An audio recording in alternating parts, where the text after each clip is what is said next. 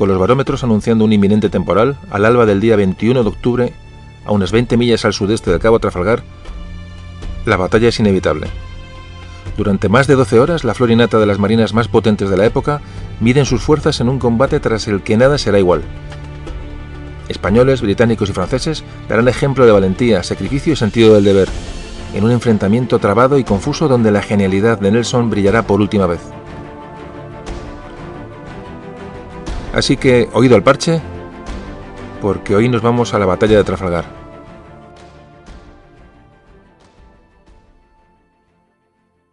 Memorias de un tambor.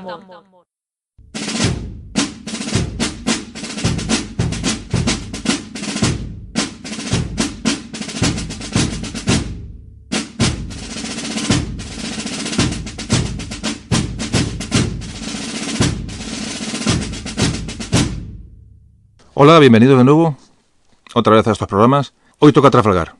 Aunque hemos hecho ya algunas veces la introducción a este periodo histórico en otros podcasts, evidentemente tenemos que hacer otra vez un pequeño repaso a cómo estaba la situación de entonces, ¿no? Estamos hablando de una transición del siglo XVIII al XIX. Momento muy difícil en el cual nos encontramos con el auge de Napoleón, de la Francia postrevolucionaria, el auge de Inglaterra como potencia naval y un declive de España absolutamente definitivo. ¿Qué pasa al siglo XVIII? Bueno, pues los finales del XVIII o durante todo el siglo XVIII se produjo ese periodo llamado de la Ilustración, que en paralelo a esas monarquías absolutas que había en Europa, pues se llamó el siglo de las luces. Siglo de las luces, porque de alguna manera se intentó usar la razón para explicar prácticamente todo, dar sentido a la vida utilizando la razón. El siglo XVIII fue un siglo lleno de guerras. Los ejércitos eran cada vez más potentes, más numerosos, las armas mucho más contundentes. Realmente los países toman conciencia de que entre la relación entre el avance tecnológico y el poder militar, ¿no? y el poder de la nación. Y en España, ¿qué pasaba? Pues en España, en la segunda mitad del XVIII, reinaba Carlos III. Carlos III, que reinó entre 1759 y 1788. Durante este periodo tuvimos dos guerras contra Inglaterra aliados con Francia, la Guerra de los 7 años y la Guerra de Independencia de los Estados Unidos. Pero estas guerras nos llevaron a una crisis económica tremenda. No estábamos ya para estar en conflictos bélicos, ni mucho menos. Y esto se acusaría después, como ahora veremos cuando hablemos de Trafalgar. ¿Por qué estábamos aliados con Francia? Pues teníamos una alianza con Francia, primero, para estar unidos contra esa amenaza de Inglaterra y su poderío en los mares. Y segundo, porque tanto en España como en Francia reinaban borbones y había lo que se llamaban una serie de pactos de familia que hacían que uno se ayudara al otro. Comentábamos también en las otras introducciones, la importante, vamos un poquito por encima porque no quiero tampoco repetir toda la intro que hicimos en otros programas, pero es muy importante recordar la importancia de la tasa de población que existía en cada país. Comentábamos que a finales del 18 España tenía unos 10 millones de habitantes, Inglaterra 15 millones y Francia casi llegaba a los 30. Evidentemente este factor va a ser fundamental para entender qué pasó durante luego el siglo XIX. En España, ¿qué es lo que nos interesa? Va a reinar después de Carlos III, va a reinar Carlos IV, que reinará entre 1788 y 1808, fatídico año. Y la introducción del asunto viene de la Revolución Francesa. Como todos sabéis, a últimos del 18, 1789, se produce la Revolución Francesa, lo cual trastoca toda la estabilidad de alianzas que tiene España con Francia. Porque se encuentra con que su tradicional aliado ahora está gobernado por unas juntas revolucionarias, ¿no? Entonces Carlos IV se encuentra en esta encrucijada. Aparte que de un carácter poco decidido, le toca bailar con la más fea y es elegir entre ir contra Inglaterra o contra la revolución. Ambas opciones tenían sus problemas. Tras un primer momento en el que reaccionó como potencia, del antiguo régimen, ¿no? Esa potencia monárquica absoluta, que reaccionó automáticamente contra la Revolución Francesa, que tuvimos una guerra con Francia en la cual salimos derrotados, y eso nos llevó a un sometimiento bajo los franceses, bajo el puño de Napoleón, que nos marcó absolutamente el futuro. Se firmó la Paz de Basilea y había un temor a a que la revolución en Francia fuera exportada a España, un temor enorme. Ese temor además fue encima acompañado, como antes comentaba, por un ascenso enorme o fulgurante de Napoleón Bonaparte, que automáticamente puso sus ojos en España, y se firmó en 1796 el Tratado de San Ildefonso, un tratado que iba a ser ya de alianza total con Francia. Desventajoso para España, desde luego, pero se hizo, como antes os comentaba, bajo presión. España no tenía ninguna fuerza para pactar con Francia, y bueno, y se tuvo que rendir a las exigencias de la Francia revolucionaria. Solamente era positivo, ¿por qué? Bueno, porque esa alianza con Francia seguía protegiendo los intereses nuestros, sobre todo en las provincias en América, frente a Inglaterra. Pero aliados con Francia nos obligaba a entrar en guerra contra Inglaterra, como antes comentaba, que no era precisamente lo ideal para nuestras arcas y nuestra disposición en aquellos tiempos. Así que no pasó un año y pasamos de luchar contra la Francia revolucionaria, a estar aliados de ellos, ser aliados suyos. Fijaos lo que es una monarquía antirrevolucionaria aliada con una potencia revolucionaria en sí. La cosa tiene su tela.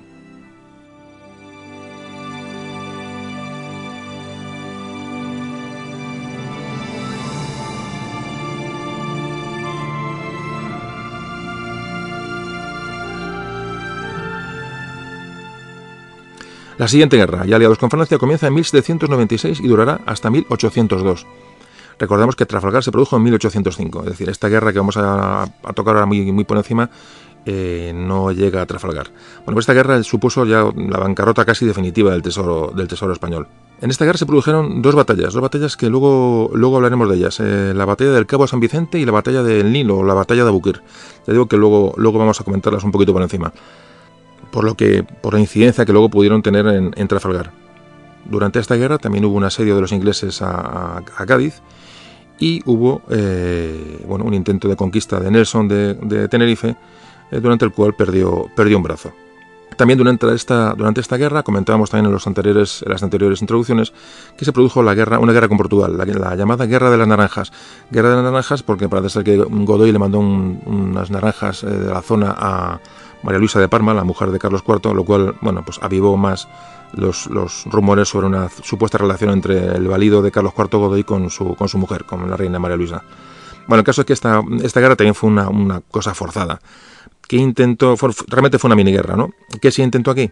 Digamos, contentar a Napoleón de alguna manera para que viera que tomamos acciones contra Portugal. Él quería que Portugal dejara de apoyar a Inglaterra, lo tomaba Portugal como una base, ¿no?, de apoyo a los ingleses, y quería conquistar.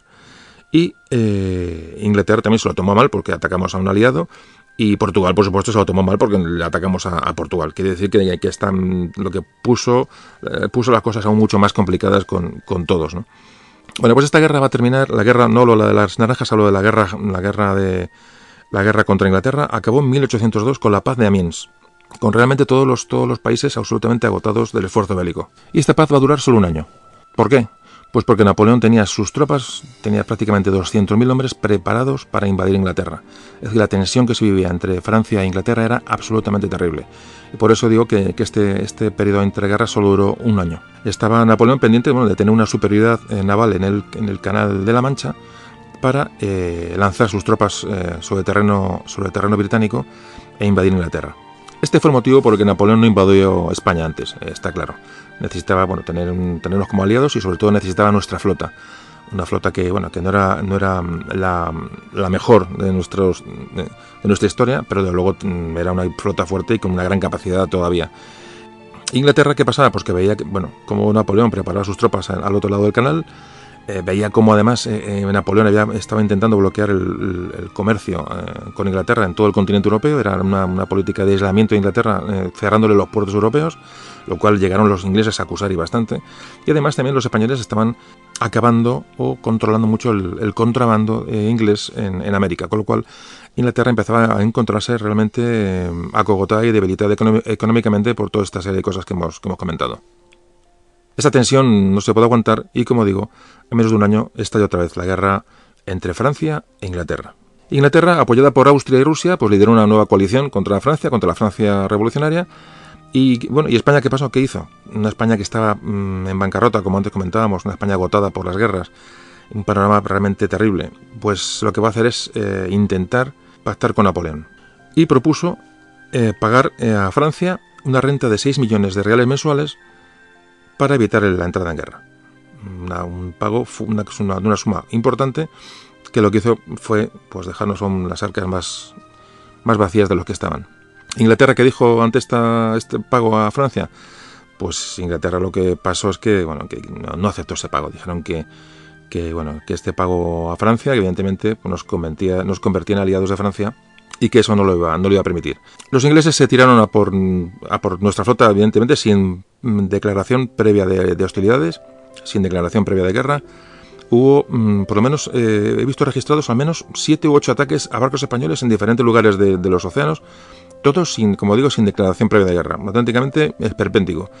Y España aguantaba porque no podía entrar en guerra con Inglaterra, y aguantó estas provocaciones hasta el infinito. Todo hasta que llegó el 5 de octubre de 1804, cerca del Cabo Santa María, en la costa de Portugal, pues una flota de fragatas españolas que traía dinero y pasajeros civiles desde América, pues fue atacada sin previo aviso por una flota inglesa, ya digo, sin estar en guerra para nada, ni haberse declarado la guerra todavía. Era la famosa fragata Mercedes, que ya comentábamos, vuelvo a repetir en algunas introducciones. Pues este ataque hizo que estallara la famosa fragata Mercedes. Murieron muchos civiles, murieron unas 270 personas entre, civiles y militares y marineros que iban en las fragatas. El resto de las fragatas, llevan 4 fragatas, la Mercedes y 3 más. Las 3 restantes fueron llevadas a Inglaterra, allí fueron saqueadas. Este es el famoso caso de la fragata Mercedes, de las famosas monedas, ¿no? Del tesoro del Odyssey, en fin, ya sabéis el tema como que ha estado de actualidad no hace mucho. Pues tras este ataque vergonzoso, absolutamente vergonzoso, que hicieron los ingleses sobre esta flota que iba absolutamente sin aviso previo, pues España tuvo que declarar la guerra a Inglaterra. Se la declaró en diciembre de 1804. Fijaos que pasaron 2 meses después de esta barbaridad. España esperó 2 meses a declarar la guerra a Inglaterra porque no podía hacerlo antes. Es decir, forzó hasta el último momento la política para no entrar en guerra.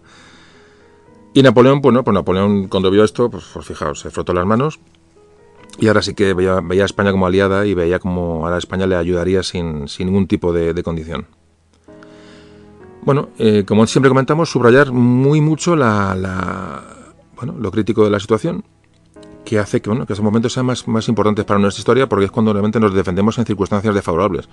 Cuando vamos a favor de viento, pues todo va muy bien, pero cuando realmente las acciones son dignas de comentar y de subrayar, es ahora, cuando estamos en los momentos más críticos, que es de lo que vamos a hablar hoy. Realmente se puede considerar este ataque a la fragata Mercedes, o este ataque a esta flota española, el hundimiento de esta fragata, pues se ha considerado siempre como el preludio a la batalla de Trafalgar.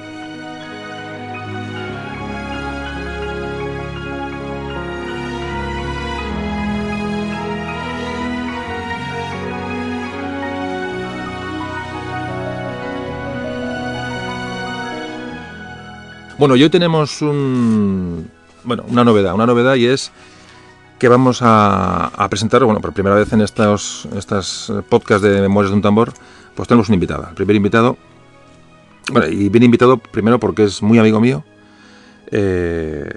y sabe muchísimo sobre el tema que íbamos a tratar, que es Trafalgar.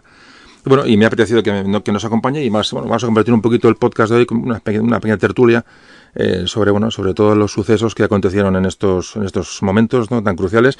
Y me ha parecido que, sobre todo porque es amigo y le conozco hace ya mucho tiempo. Y segundo, porque además, como antes os comentaba, sabe bastante sobre el tema porque ha escrito un libro, aunque no lo ha publicado. Es tan cabezón y tan perfeccionista que lo repite, lo repasa, y como yo le digo, no lo vas a sacar nunca a la luz. Se llama Anatomía de una derrota, desde la batalla de Trafalgar. Ha estado investigando para elaborar el libro, pues casi 3 años, investigando fondos de bibliotecas, la biblioteca del Museo Naval. En fin, yo desde que lo conozco a nuestro amigo Crisanto, se llama Crisanto, ya os digo que es una persona que sabe, y me apetece un montón que comparta hoy micrófono con nosotros, y seguro que lo vamos a pasar muy bien. Crisanto, buenas noches. Buenas noches. ¿Qué tal? ¿Cómo andamos? Pues mira, aquí estamos. ¿Animado? Gracias por invitarme un placer. por fin, vamos, así ya no hablo yo siempre solo, que parece que un día me voy a volver loco aquí delante del micrófono. Pues vamos a ver, hemos dejado la introducción en el suceso de la fragata Mercedes. Suceso de la fragata Mercedes, que como todo el mundo ya hemos comentado en algunos otros capítulos, supone una provocación tan enorme que nos lleva a la guerra contra Inglaterra. Entonces, bueno, yo quería preguntarte un poco, ya digo, aunque va a ser a modo un poco de entrevista, pero también vamos a intervenir los dos sobre el asunto, aunque sabes tú bastante más de esto que yo, pero quería hablar un poquito de, a partir de entonces, ¿qué va a ocurrir? Es decir, una vez que España entra en guerra con Inglaterra, como hemos comentado en la introducción, una España debilitada, una España muy debilitada, una Inglaterra en ascensión, Napoleón que nos tiene absolutamente presionados y maniatados, y España se ve obligada a entrar en guerra ante este suceso, que ya es una provocación, no solamente este suceso, sino los otros ataques que hubo a más navíos, son lo que este ya es absolutamente ya delendable. Nos vemos abocados a la guerra y bueno, ¿y cuál es el plan de esta? Por fin Napoleón tiene la armada combinada a su disposición, es decir, los franceses y españoles, una armada que junta puede hacer sombra a la inglesa. Bueno, entonces nos vemos ya en guerra con Inglaterra y Napoleón tiene un plan.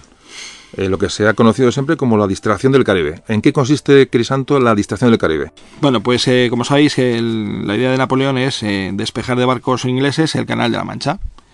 ¿Vale? Entonces, él está tan convencido de su plan que incluso llega a decir que con unas pocas horas es capaz de invadir la isla. ¿Qué tienen que hacer las flotas? La flota aliada o combinada lo que tiene que hacer es irse hacia las Antillas y atraer a la flota británica, al mayor número de barcos posibles, para, bueno, pues haciendo una serie de invasiones de islas y combates por ahí por las Antillas, hacer que los ingleses muerdan el anzuelo y despejen un poco el Canal de la Mancha. Y alejar el grueso a la flota inglesa, alejarlo del teatro de operaciones del Canal de la Mancha. Bueno, entonces, ¿cuándo se une la flota francesa y la española? Realmente, ¿cómo se unen para formar una flota combinada? Pues la idea fundamental es que el puerto más importante del Mediterráneo francés, que es Tolón, allí está al mando el almirante Villeneuve, ¿no? Entonces él sale de este puerto y pasa por Cartagena. Sin embargo, pasa tan deprisa que no es capaz de esperar que los barcos que hay allí preparados españoles se unan a su flota. Sin embargo, al pasar el estrecho de Gibraltar, sí consigue unírsele una división del teniente general Gravina. En Cádiz. En Cádiz, sí. O sea que podemos decir que en Cádiz es donde hay ya un núcleo de la flota que ya se une, la flota francesa con la española, ¿no? Es el primer momento en el que hay una unión de esta flota, ¿no? En Cádiz. Vale, entonces comenzamos lo que es llamada la distracción del Caribe, ¿no? Es decir, lo que se ha conocido siempre, como vamos a jugar al gato y al ratón, vamos a hacer que Nelson nos siga y para llevar una flota numerosa de barcos españoles y franceses. ¿Y qué ocurre en el Caribe? Pues lo que ocurre en el Caribe es que, bueno, pues hay una serie de combates, hay un desembarco, la infantería marina española consigue ocupar ciertos bastiones británicos y, por ejemplo, en el Diamante, ¿no? Causando muchas bajas entre las tropas españolas. El francés, Villeneuve, está por allí siguiendo un poco los mandatos de Napoleón. Sin embargo, cuando se entera de que Nelson en persona es el que le está persiguiendo, le entra prisa.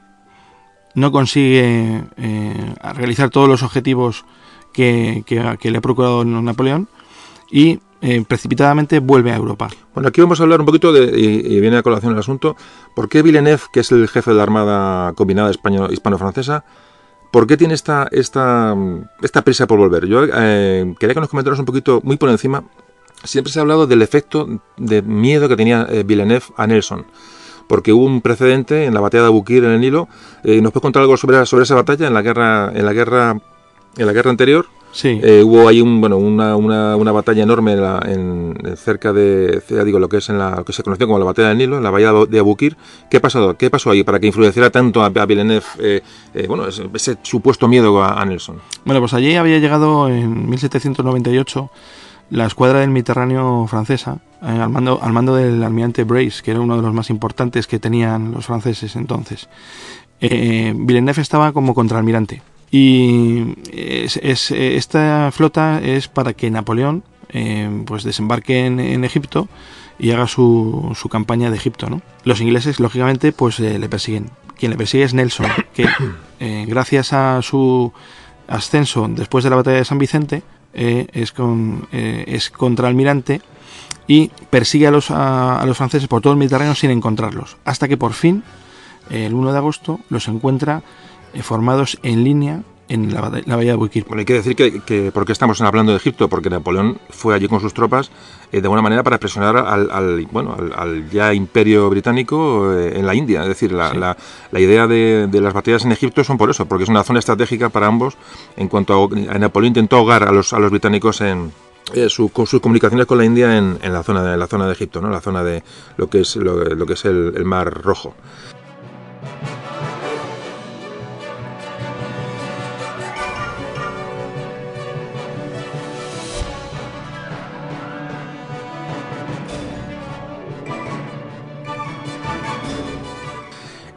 Vale, entonces estamos hablando de que Villeneuve es derrotado ampliamente en Aboukir, la flota francesa es prácticamente destrozada. Sí. Y siempre hasta el propio Nelson, perdona, comenta que es una masacre. O sea, que es que realmente la disposición francesa con los barcos al ancla, uno detrás de otro en una línea, todos parados, y cometiendo un error catastrófico el almirante francés al pensar que los ingleses no serán capaces de meterse en aguas poco profundas. Él cree, el francés, que con sus barcos puestos en línea y parados puede destrozar al inglés que se atreva a atacarlos. Y el inglés lo que hace es pasar por aguas poco profundas por la espalda de lo que ha preparado el almirante francés, con lo cual atacan los ingleses por tanto por estribor como por babor de los barcos franceses y los destroza. Es una mortandad enorme, hasta el punto que el barco insignia francés, donde está el almirante Brace, explota, salta en pedazos porque se extiende un fuego por la Santa Bárbara y bueno, y Villeneuve logra escapar, ¿no?, de la batalla. Sí. Villeneuve en ese momento, cuando explota el barco de su almirante, lo que hace es escapar a toda costa. Consigue salvarse él, otro barco y 2 fragatas. O sea que entonces, para resumir, lo que efectivamente hay un efecto Aboukir sobre Villeneuve. O sea, Villeneuve ve lo que ha hecho Nelson, lo que es unos dicen intrépido, otros dicen temerario. Yo creo que es más bien temerario Nelson, luego hablaremos sobre Nelson. Y los bate a los franceses, que les destroza la escuadra, con lo cual va a crear ya si no miedo, un respeto ya excesivo. Es que hay otra masacre también que provoca Nelson en el ataque a la flota danesa de los daneses también. Sí, de Copenhague, que también los ataca de la misma manera. Es decir, los franceses lo sufren en 1798 y los daneses lo sufren en 1801. Entonces, claro, la leyenda que tiene Nelson ya impone, sí.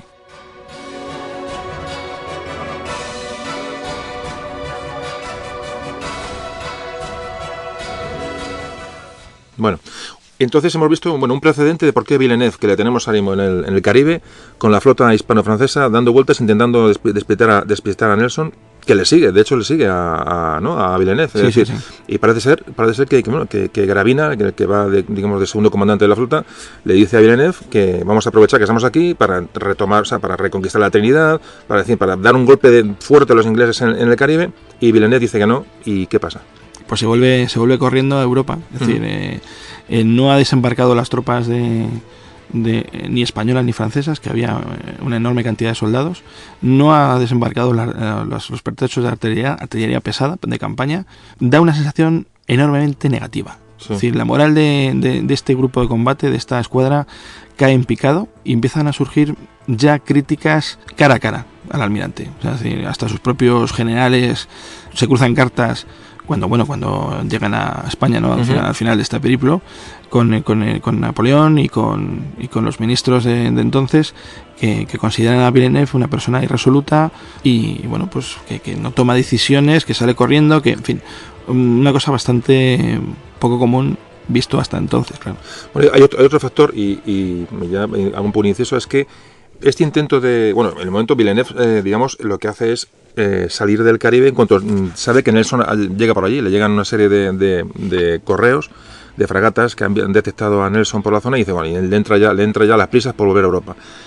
Pero hay que decir que la flota combinada hispano-francesa no llega a ser todo lo que Napoleón quiere que sea toda la fuerza completa, porque parte de la escuadra francesa se queda en Brest sí. Bloqueada, ¿no? por los ingleses, porque parece ser, ¿no?, que el mando de la flota no iba a ser Villeneuve, iba a ser Ganteaume, que era el que tenía que haber salido del puerto de Brest, unirse a Villeneuve en el Caribe y comandar una flota mucho más numerosa, pero comandada por Ganteaume. Es decir, sí. que Villeneuve no es el destinado a mandar la flota realmente. Realmente el que tiene los mandos y quien tiene las cartas de operaciones y quien tiene los cuadernos de banderas es Villeneuve, no es Ganteaume.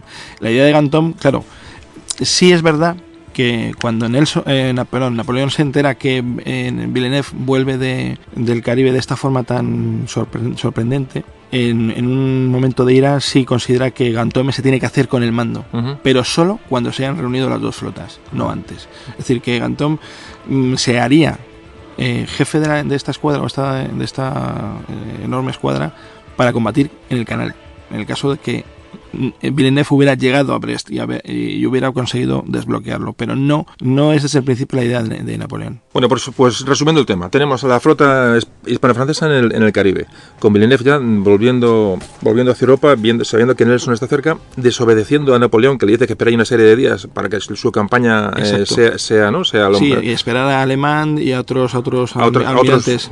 A otras pequeñas escuadras, ¿no? Que se le tienen que unir. Villeneuve dice que de aquí ya sobra, que huele a Nelson y se viene para, ¿no? Tal. Bien, entonces, hay otro tema importante que muchos historiadores han hablado, y es que Napoleón lo que hace, diseña este plan de distracción en el Caribe para que los ingleses acudan al Caribe, pero de una manera un poco pensando en el ejército de tierra, es decir, calcula los movimientos como si fueran en tierra. Pero sí, Napoleón no conoce, digamos, eso se ha sacado siempre a Napoleón. Sí, eso siempre se le ha criticado, porque sí. Claro, Napoleón era un maestro en el combate terrestre. Sin embargo, parece ser que quiere utilizar las flotas con esa exactitud militar como si fueran, de soldado de pie, ¿no? Como si fueran divisiones, ¿no?, de tierra. Y bueno, un ejemplo que todo el mundo va a entender es que cuando vuelven esta escuadra de las Antillas, el objetivo es intentar meterse en el puerto de Ferrol. Llegan el día 10 de julio y hasta el día 21 no pueden acometer la entrada al Ferrol por vientos contrarios. Es decir, Napoleón nunca piensa en estas cosas. En el clima, eso se le ha reprochado. Estamos hablando de que está una flota enorme, 11 días, esperando, organizándose, esperando para entrar en el puerto de Ferrol, que es su destino, ¿no? Y eso no está contemplado en los planes de Napoleón. Napoleón era demasiado exacto y entonces estas cosas, pues claro, al final conducen a que sus almirantes estén muy distraídos realmente de lo que es el objetivo fundamental, ¿no? Porque están más preocupados en conseguir esos tiempos que en aplicar la estrategia general de confluir todas las flotas en un momento determinado en alguna parte. Bueno, pues nos encontramos, vale, Sandame da vuelta, Nelson vuelve, también sabe que la flota combinada, hablaremos de ella como combinada, la hispano-francesa, ya vuelve hacia la península. Vale, entonces llega la escuadra hispano-francesa a la zona de Galicia, quieren entrar el Ferrol, no pueden, y se va a producir el famoso combate de la batalla de Finisterre. ¿Qué ocurre en la batalla de Finisterre? Bueno, pues la flota combinada, la flota franco-española, se enfrenta a una flota inglesa comandada por el vicealmirante Calder.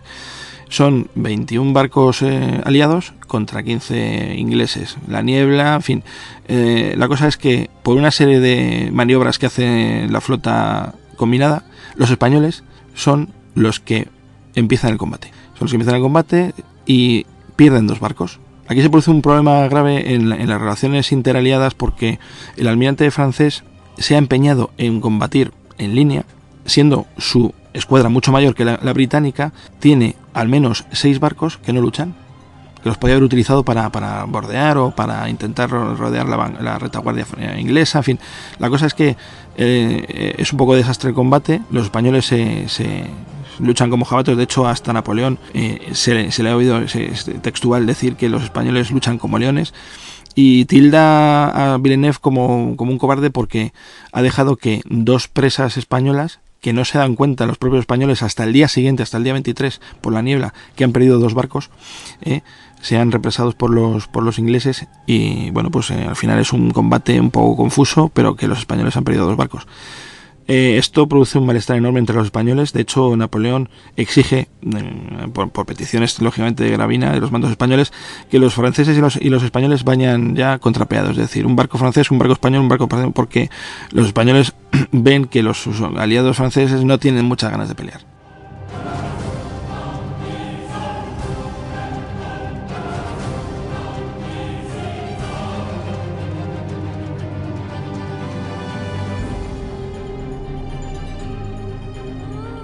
Nunca he entendido esto. Villeneuve llega con la flota hispano-francesa, vale, tiene esta pequeña, bueno, es una pequeña batalla realmente, en la cual tenemos la de perder, crea esta desconfianza entre franceses y españoles.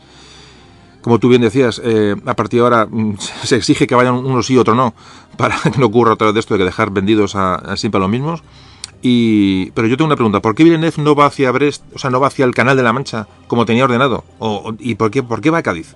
Esa es la pregunta que tengo. Es una cosa increíble. Es increíble, sí, ¿no? Es increíble porque además tiene órdenes taxativas. O sea, es que es una cosa increíble de ir a Brest.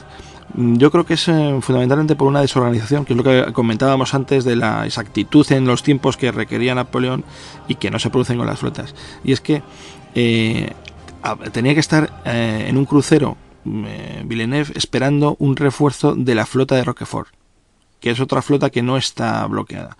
Claro, es que estamos hablando de eso, de que la idea de Napoleón es llegar con la flota hispano-francesa, desbloquear los que hay en Brest, echar a los ingleses del bloqueo y sumarlos a la flota, con lo cual la flota era bastante numerosa. Entonces, a tu juicio, ¿por qué Villeneuve va a Cádiz y no va al Canal de la Mancha? ¿Por qué no va a liberar la flota francesa en Brest, a sumar navíos?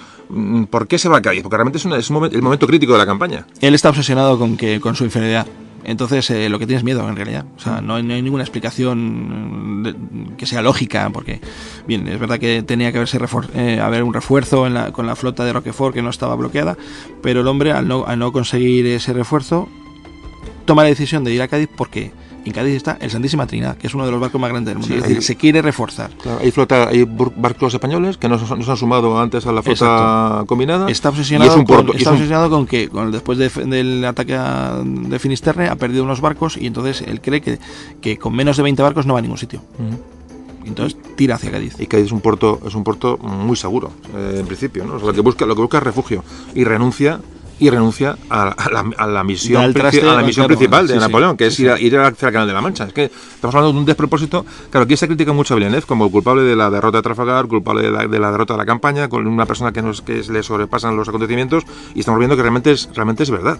Sí. Y luego veremos en la batalla cómo ya se ratifica esta teoría, ¿no? de la poca capacidad de Villeneuve como almirante de una flota tan grande. De hecho, José Carlos, cuando Napoleón se entera de que Villeneuve tira hacia Cádiz, lo que hace es abandonar la idea de la invasión del canal. Ya se dedica exclusivamente durante un día entero a pensar en las próximas batallas terrestres contra Austria. Sí, bueno, de hecho, efectivamente. De hecho, Napoleón, cuando recibe la noticia de que la armada española y francesa no van hacia allá, desiste de la invasión y su ejército se traslada para combatir con los rusos y austriacos en que será la batalla de Austerlitz. Exactamente. O sea, realmente Napoleón desiste ya absolutamente de la invasión de Inglaterra. De hecho, ya incluso destituye a Villeneuve, al menos en los papeles.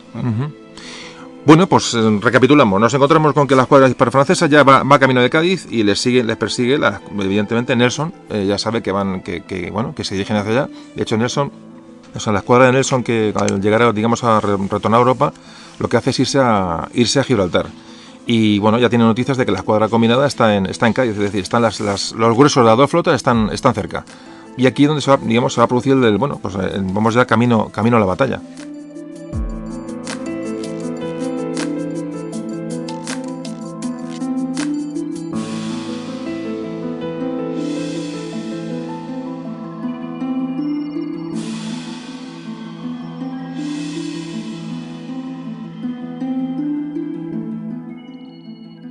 Bueno, pues nos encontramos ya en los prolegómenos de lo que va a ser la batalla de Trafalgar.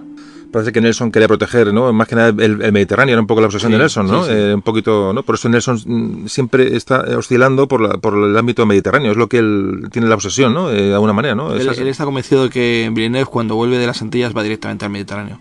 y por eso él vuelve rápidamente hacia la zona del estrecho. Sí, o sea, él piensa que el objetivo de la combinada es el Mediterráneo, no el Canal de la Mancha. Es impresionante porque por qué razón no se encuentran, cuando Villeneuve toma la decisión de ir hacia Cádiz, cómo no se encuentran las dos flotas en la mitad del camino, ¿no? Es un poco curioso. Bueno, pues vale, ya estamos en la zona de la batalla, la flota combinada hispano-francesa y la zona inglesa está en la zona y bueno, queda poco para producirse la batalla. Vamos a hablar un poquito de las flotas. Entonces, numéricamente, las flotas, la combinada y la inglesa, más o menos, ¿se puede dar una cifra de qué estamos hablando? ¿De armamento, de barcos, de condiciones? Sí, pues los aliados son 33 navíos, uno de ellos es el Santísima Trinidad, que es el más grande del mundo, que es de 4 puentes, 3 de 3 puentes y el resto son de 74 cañones. Bueno, cuando hablamos de puentes, ¿qué es eso de los puentes? Puentes son, digamos, los pisos que tiene el barco, de donde se disponen los cañones. O sea, los pisos con cañones, ¿no? O lo que vemos en para decirlo de forma fácil es así. O sea, que la mayoría... Cuanto más pisos, más cañones. Yo lo que veo normalmente los navíos de la época son de dos puentes, ¿no? Sí, lo suyo, ¿verdad? Normal, sí, dos hileras, dos filas de cañones, ¿no? Pero sí, hablamos que los grandes son de 3 y el Santísima Trinidad de 4 puentes. Luego hablamos de Santísima Trinidad si da un poco tiempo porque es un barco que tiene su historia. Y entonces numéricamente ¿cuántos españoles hay y cuántos Pues hay franceses? 15 barcos españoles y 18 franceses.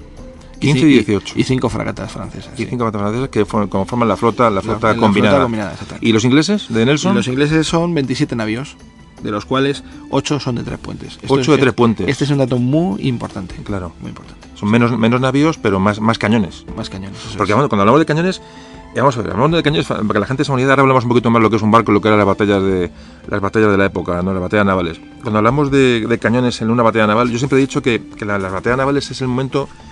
A nivel militar, yo pienso que es sobre todo en esa batalla del principio del XIX y siglo XVIII, el momento es crítico porque la gente no puede huir de una batalla naval, o sea, no se puede huir, o sea, no puedes recular, no tienes si un barco está desarbolado, por ejemplo, está sin velas, o el barco está sin posibilidad de movimiento y sin posibilidad de navegar, es absolutamente machacado por un navío que tenga posibilidad de moverse a su alrededor. Entonces, vamos a hablar de los cañones, porque numéricamente los cañones es el arma por excelencia de la batalla naval. ¿Cuántos cañones había en la batalla, sumando todos los cañones de las dos flotas? ¿Cuántos cañones se pueden juntar en Trafalgar? Aproximadamente unos 5.500 cañones. 5.500 cañones. Sí. Pues fijaros, es muy significativo, pues son 5.500, pero la batalla terrestre, una de las más grandes que hizo Napoleón, la batalla de Borodino en Rusia, se utilizaron unos 1.200. O sea, 1.200 en Borodino y hablamos de 5.500 en Trafalgar. Pero además, evidentemente, los calibres de mar, claro, los calibres que se embarcan no tienen nada que ver con los de tierra. Terriblemente enormes. O sea, los calibres que hay en los barcos, sobre todo en los cañones que se ponen en el piso de abajo del todo de lo que es la primera batería, son terriblemente grandes. Es que yo que me gusta mucho la historia napoleónica, fijaos, hago un pequeño inciso, los calibres de tierra creo que oscilaban cañones pequeños de 4 libras. Las libras, digamos, cuando hablamos de libras son digamos el peso de la bala que se mete dentro del cañón. Entonces, digamos, en vez de hablar de calibres, del ancho se hablaba del peso. Pero en tierra, por ejemplo, en las batallas napoleónicas, fijaos que los calibres más representativos eran de 4 libras, de 6, de 8 y de 12, creo recordar. El más grande, 12 libras. El de 12 libras era el más grande de una batalla de tierra, ¿vale? Los cañones más grandes. Pero en los barcos había cañones de 36 libras. 36 libras, sí. O sea, que no es que hubiera 5.500 cañones contra 1.200 en una batalla de tierra, por hacer una comparación. Es que el poder de fuego de esos cañones era 3 veces más. O sea, estamos hablando de una auténtica barbaridad, más que nada para meternos en lo que es una batalla naval y con lo que aquella gente pasaba cuando se habían metido en aquellos cascarones de madera, recibiendo aquellos bolazos tremendos contra cascos de madera y que realmente luego, bueno, y vamos a hablar un poquito del combate. La importancia del cañón, ya hemos hablado de ella, y vamos a hablar un poquito mismo de cómo se desarrollaba el combate. ¿Cuál era, digamos, cómo se entoblaba el combate en la época? ¿En línea? ¿O los abordajes? Todas estas historias, ¿qué nos puedes contar?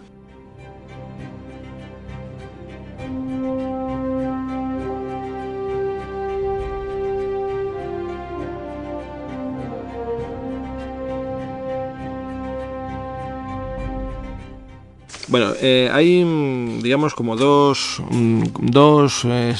tácticas bien definidas. De hecho, la batalla de Finisterre fue una batalla en línea, es decir, que las dos escuadras confluyen en paralelo y se cañonean. Sí. Y entonces, bueno, pues en eso consiste lo que es la batalla, ¿no? Por eso se llamaban navíos de línea, porque combatían en línea, ¿no? Unos contra otros. Entonces, el nombre de navío de línea viene de eso. Viene de porque... De que dos filas se van navegando una en dirección contra la otra y se van pegando bombazos uno a otro hasta... muros de artillería disparándose unos a otros. Vale.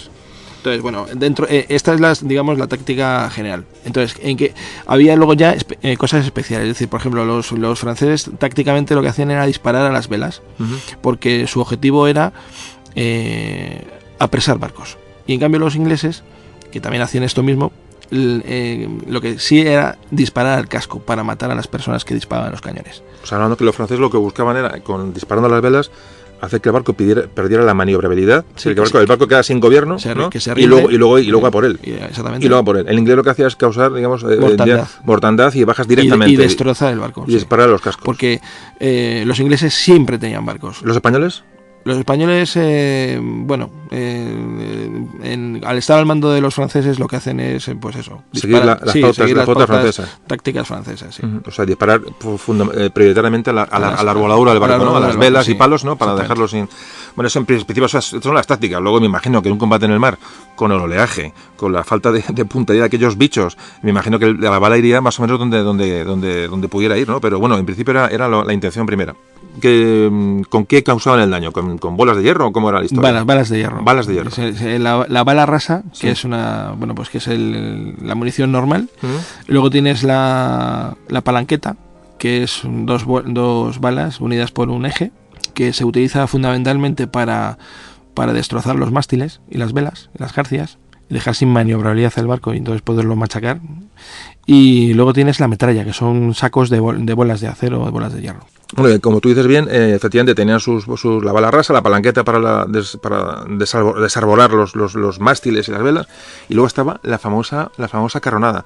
La famosa carronada eran unos cañones que los ingleses en principio tenían poco peso, eran cañones un poquito más calibre, los compraron para dotar a barcos pequeños, tal, pero al final se dieron cuenta de que ese cañón que disparaba tenía efectividad a menos distancia, era ideal para meter metralla en él. Es decir, la famosa carronada, la carronada temida, se llamaba así porque he visto que la empresa se lo fabricaba, se llamaba Carronade no sé cuántos en Escocia, creo recordar, ¿no? Algo así era la cuestión, ¿no? Bueno, ese fue el nombre y temidos por los españoles y los franceses, vamos, pero ni os imagináis. Y porque los disparos de carronada que estaban arriba en la cubierta del barco, en la cubierta de arriba, disparaba contra la cubierta del enemigo y es que arrasaba las cubiertas. O sea, es que había que imaginarse esa cantidad de balas pequeñas, lo que es metralla, barriendo cubiertas. Eran súper temibles. Los aliados también tenían, pero no los usaban con la efectividad que los ingleses. En la Armada británica estaba generalizado su uso y en las armadas española y francesa en menor medida, porque lo que se utilizaba más eran obuses.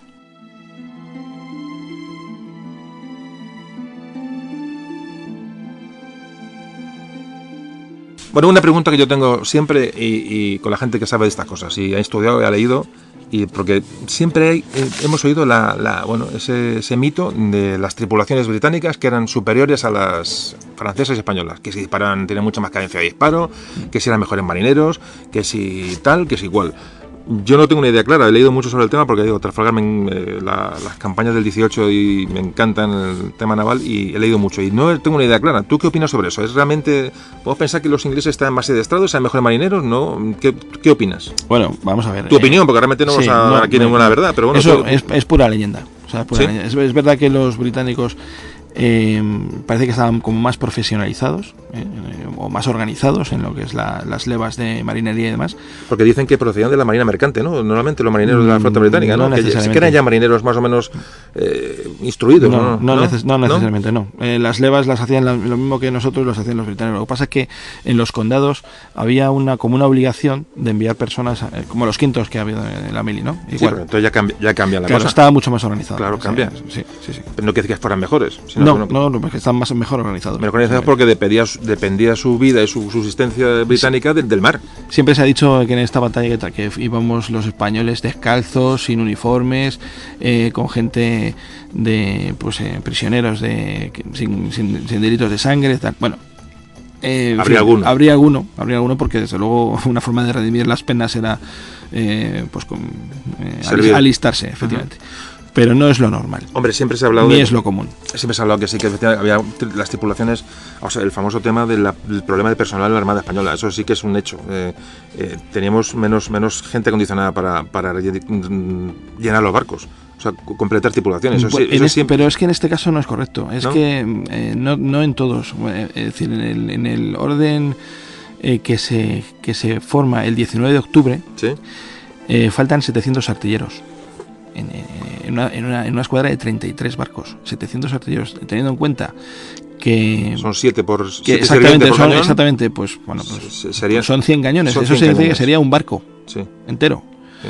Que repartido entre 33 ya no son tantos. Oye, por cierto, ahora que hablamos de eso, disparaban, o sea, hemos visto que los barcos disparan a babor y a estribor, es decir, tienen cañones a uno y a otro. Sí. ¿Es verdad eso que no había servidores para los dos lados, sino que unos cuando había que disparar a un lado se iban moviendo de banda a banda del barco para disparar? ¿Eso es así?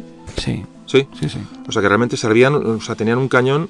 ¿Cómo le llamaban? ¿Cañón espejo o algo así? ¿O la historia? He leído por ahí, sí, el cañón, sí. Bueno, es que no. Estamos aquí de tertulia, como veis, o sea, que estamos hablando y incluso nos contradecimos y me lleva la contraria de vez en cuando este hombre que le da un capón. La verdad es que hablamos mucho de esto en la. Crisanto, que es mi amigo mío, antes os comentaba, a veces cenamos juntos y tenemos tal, y cuando acaba la cena nos vamos por ahí a tomar una cerveza para cerrar la noche y después de la cena, pues siempre acabamos hablando de esto, de Trafalgar o de San Vicente, o de Abuquir o de historia de España.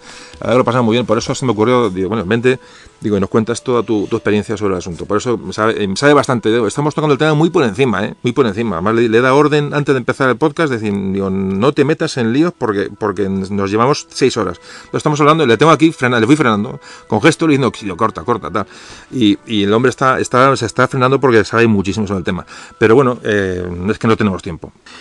Ya ves, ya me he perdido. Estamos hablando de las estamos hablando de los barcos, de la leyenda de la superioridad británica.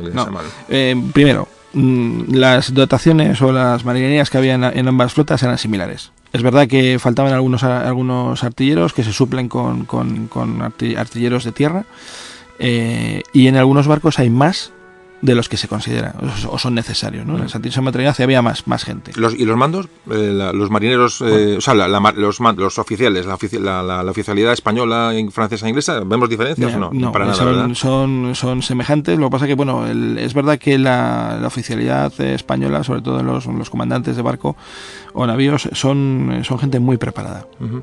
Sí, algunos hasta científicos. O sea, sí, muchos. Sí, muy ilustrados. Claro, ilustrados. Siempre se ha hablado de... Cuando hablábamos del podcast de Alaska, lo comentábamos, ¿no? Que el marino español era el hombre ilustrado, el hombre de tal, que efectivamente en Trafalgar se perdieron mucho, por desgracia. Bueno, lo que sí es verdad es que los franceses, a causa de la Revolución Francesa, los marinos de verdad buenos fueron casi fulminados por Napoleón, sí. ¿no? Ese es uno de los problemas que tiene estructurales la marina francesa, ¿no? Que, bueno, pues tiene que echar mano de oficiales de segunda, porque los de primera han sido todos eliminados. Eliminados o se han ido a Inglaterra, ¿no? O se han ido a Inglaterra. La verdad es que tiene... Pero bueno, vamos viendo un poquito, vamos entrando un poco en... Como siempre decimos en los podcasts estos que hacemos... La batalla, vamos a hablar un poquito de la batalla, pero no tanto como muchos pensáis, porque vamos a tocarla, bueno, por encima, porque no vamos al detalle porque realmente lo que queremos es que veáis un poquito el entramado de por qué se llega a esto, cómo se llega a esto, cómo llegan las flotas, un poco una descripción del ambiente, ¿no? En general, un poquito lo que a mí me gusta hacer. Luego ya en la batalla tenéis mil mapas, 1000 libros para leer y para recrearos, que vale la pena, pero no digo que me gusta siempre dar un poco, sobre todo el entorno, que es lo que veo importante para abrirnos un poco la cabeza, ¿no? A todos esos acontecimientos.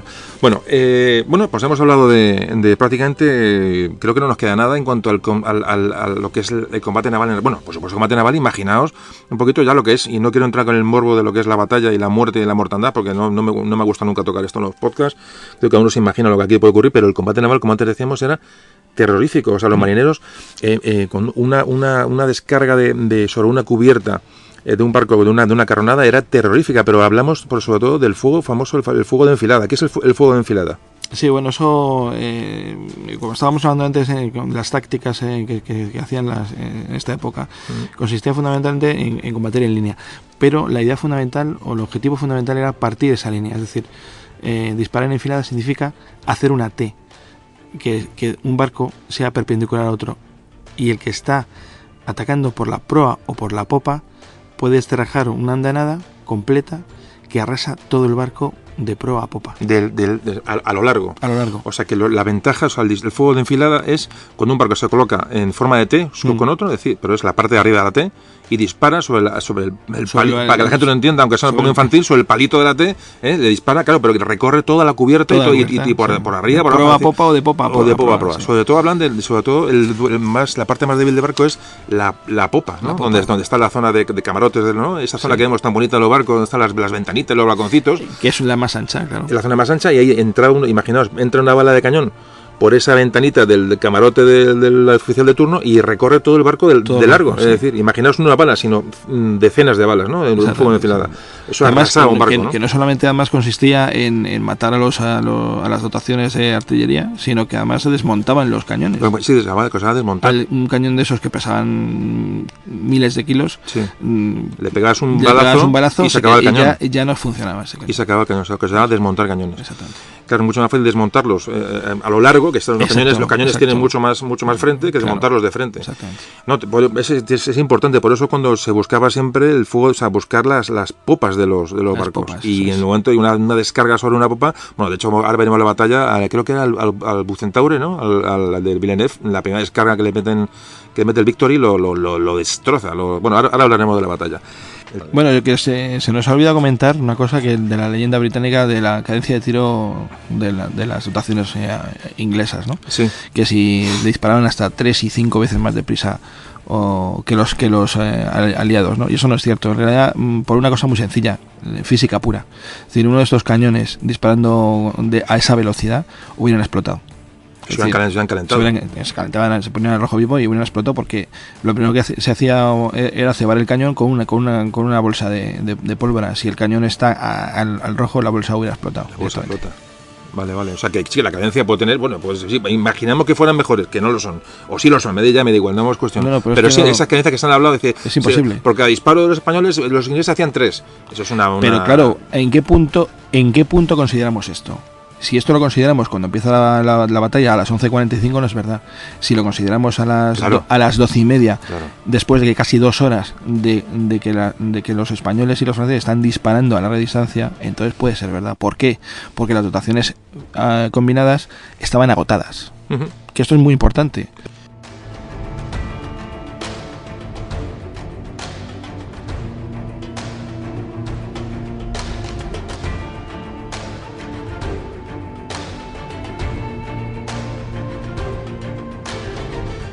Bueno, a mí me gustaría hablar un poquito sobre...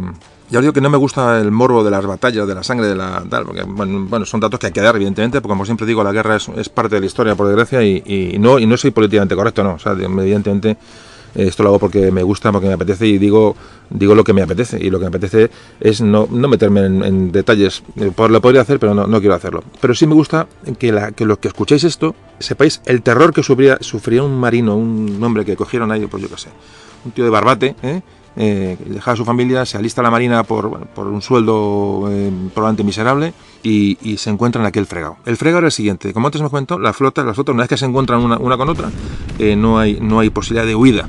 No hay posibilidad de huida.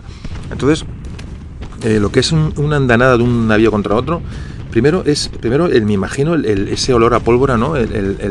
El terrorífico, porque claro, el olor que habría en los barcos ya de la humanidad, ¿no? Porque estaban hacinados, ¿no? Bueno, ya el estrés que genera un combate. Uf. Y luego la pólvora esa quemada, el humo que te entra por la garganta, resecando aún más todavía esto, debe ser increíble. Y estamos hablando de solamente lo que es el ambiente, pero luego cuando recibes un bolazo de 36 libras, que eso debe ser pues como una olla a presión redondo, te entra por el portalón del cañón o te pegan en el tal, aquello es lo que levantaba era astillas, ¿no? El problema eran las astillas. Claro, es que realmente la mortandad se genera fundamentalmente por las astillas. Es decir, los británicos en este combate, sobre todo en las primeras andanadas, en la primera y en la segunda, pero casi con seguridad en la primera, disparaban con doble y triple bala. ¿Esto qué significa? Que al disparar con tantas balas dentro del cañón, el hierro sale de forma más lenta hacia el barco contrario, choca contra la madera con menos velocidad y provoca que en la respuesta sea que en la parte contraria salten pedazos astillas. Y eso es metralla que masacra. Claro. Lo que quiere decir que una bola a mucha velocidad y con mucho impacto lo que hace es un agujero. Exactamente. Se empotra, ¿no? Realmente se empotra. Se queda empotrado. Vale. O puede atravesarlo o entrar por la puerta de un cañón. Es difícil que lo atraviese, pero vamos, se empotra. Y es porque estos barcos tenían unas maderas gigantescas, ¿no? Sí. Pero claro, si consigues que no se empotre, sino que rebote, la física hace que la madera se astille y sale volando como si fueran cuchillas. Sí. Sí, o sea, que el efecto astilla, por eso los marineros hablan que iban sin ropa para evitar que las astillas se clavaran, o sea, la ropa en la piel, es decir, que una astilla metiera una camisa sucia, un pantalón, claro, es que muerto seguro. Claro, una herida, claro. O sea, una infección segura. Sí, eran muertos seguro, sí. En aquella época no había ni antibióticos ni nada que se apareciera. Sin camisa, efectivamente. Claro. Luchaban sin camisa porque realmente cualquier astilla que se le clavara pues le suponía una infección incurable. Y bueno, por supuesto, un impacto directo, las mutilaciones eran horrorosas. Sí. Ya digo, no vamos a leer relatos de testigos de las batallas de la época porque son estremecedores, pero imaginaos lo que son pues estas balas enormes que pillan a una persona pues la pierna o en un brazo o cualquier sitio. De cojo, claro. La verdad que eran bueno, lo que es el ambiente de la batalla es terrorífico. Luego los medios médicos eran prácticamente, pues, bueno, en las bodegas de los barcos había unas enfermerías primarias que hablaban de que echaban arena para no resbalarse con la sangre, ¿no? En las baterías. Claro. O sea, justo previo al combate se echaba arena, ¿no? Para no que la gente sabía que iba a dar sangre por todos lados, claro. Y de hecho las cubiertas muchas estaban pintadas en rojo. Pintadas en rojo para disimular. Para disimular, sí. Joder. La verdad es que es espectacular. La verdad es que, bueno, espectacular no, es terrorífico, más que espectacular. Bueno, esto lo contamos para que sepáis lo que debería sentir aquella gente en la batalla de Trafalgar y en tantas batallas que se lidiaron durante todo el siglo XVIII realmente, no que es a Trafalgar, que estamos hablando ya del XIX, sino contra los ingleses tuvimos muchísimos años de guerra y muchísimas batallas navales y encuentros navales que la gente que iba en aquellos barcos sufrió esta situación y creo que es digno de recordar y de reconocer, como siempre comentamos.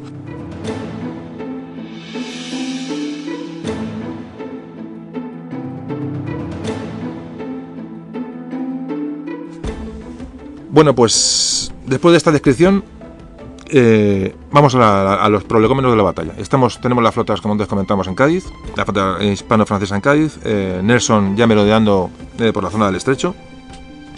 ¿Y qué va a hacer que la flota combinada, la flota hispano-francesa, se haga a la mar? Pues en tu opinión. Bueno, una decisión totalmente loca del almirante Villeneuve. ¿Por qué? A ver, esto hay que explicarlo. Villeneuve ya había sido destituido por Napoleón, pero él no lo sabía. Se rumoreaba, ¿vale? En septiembre ya se sabía que iba a ser destituido y que venía un nuevo almirante que se llama Rosily.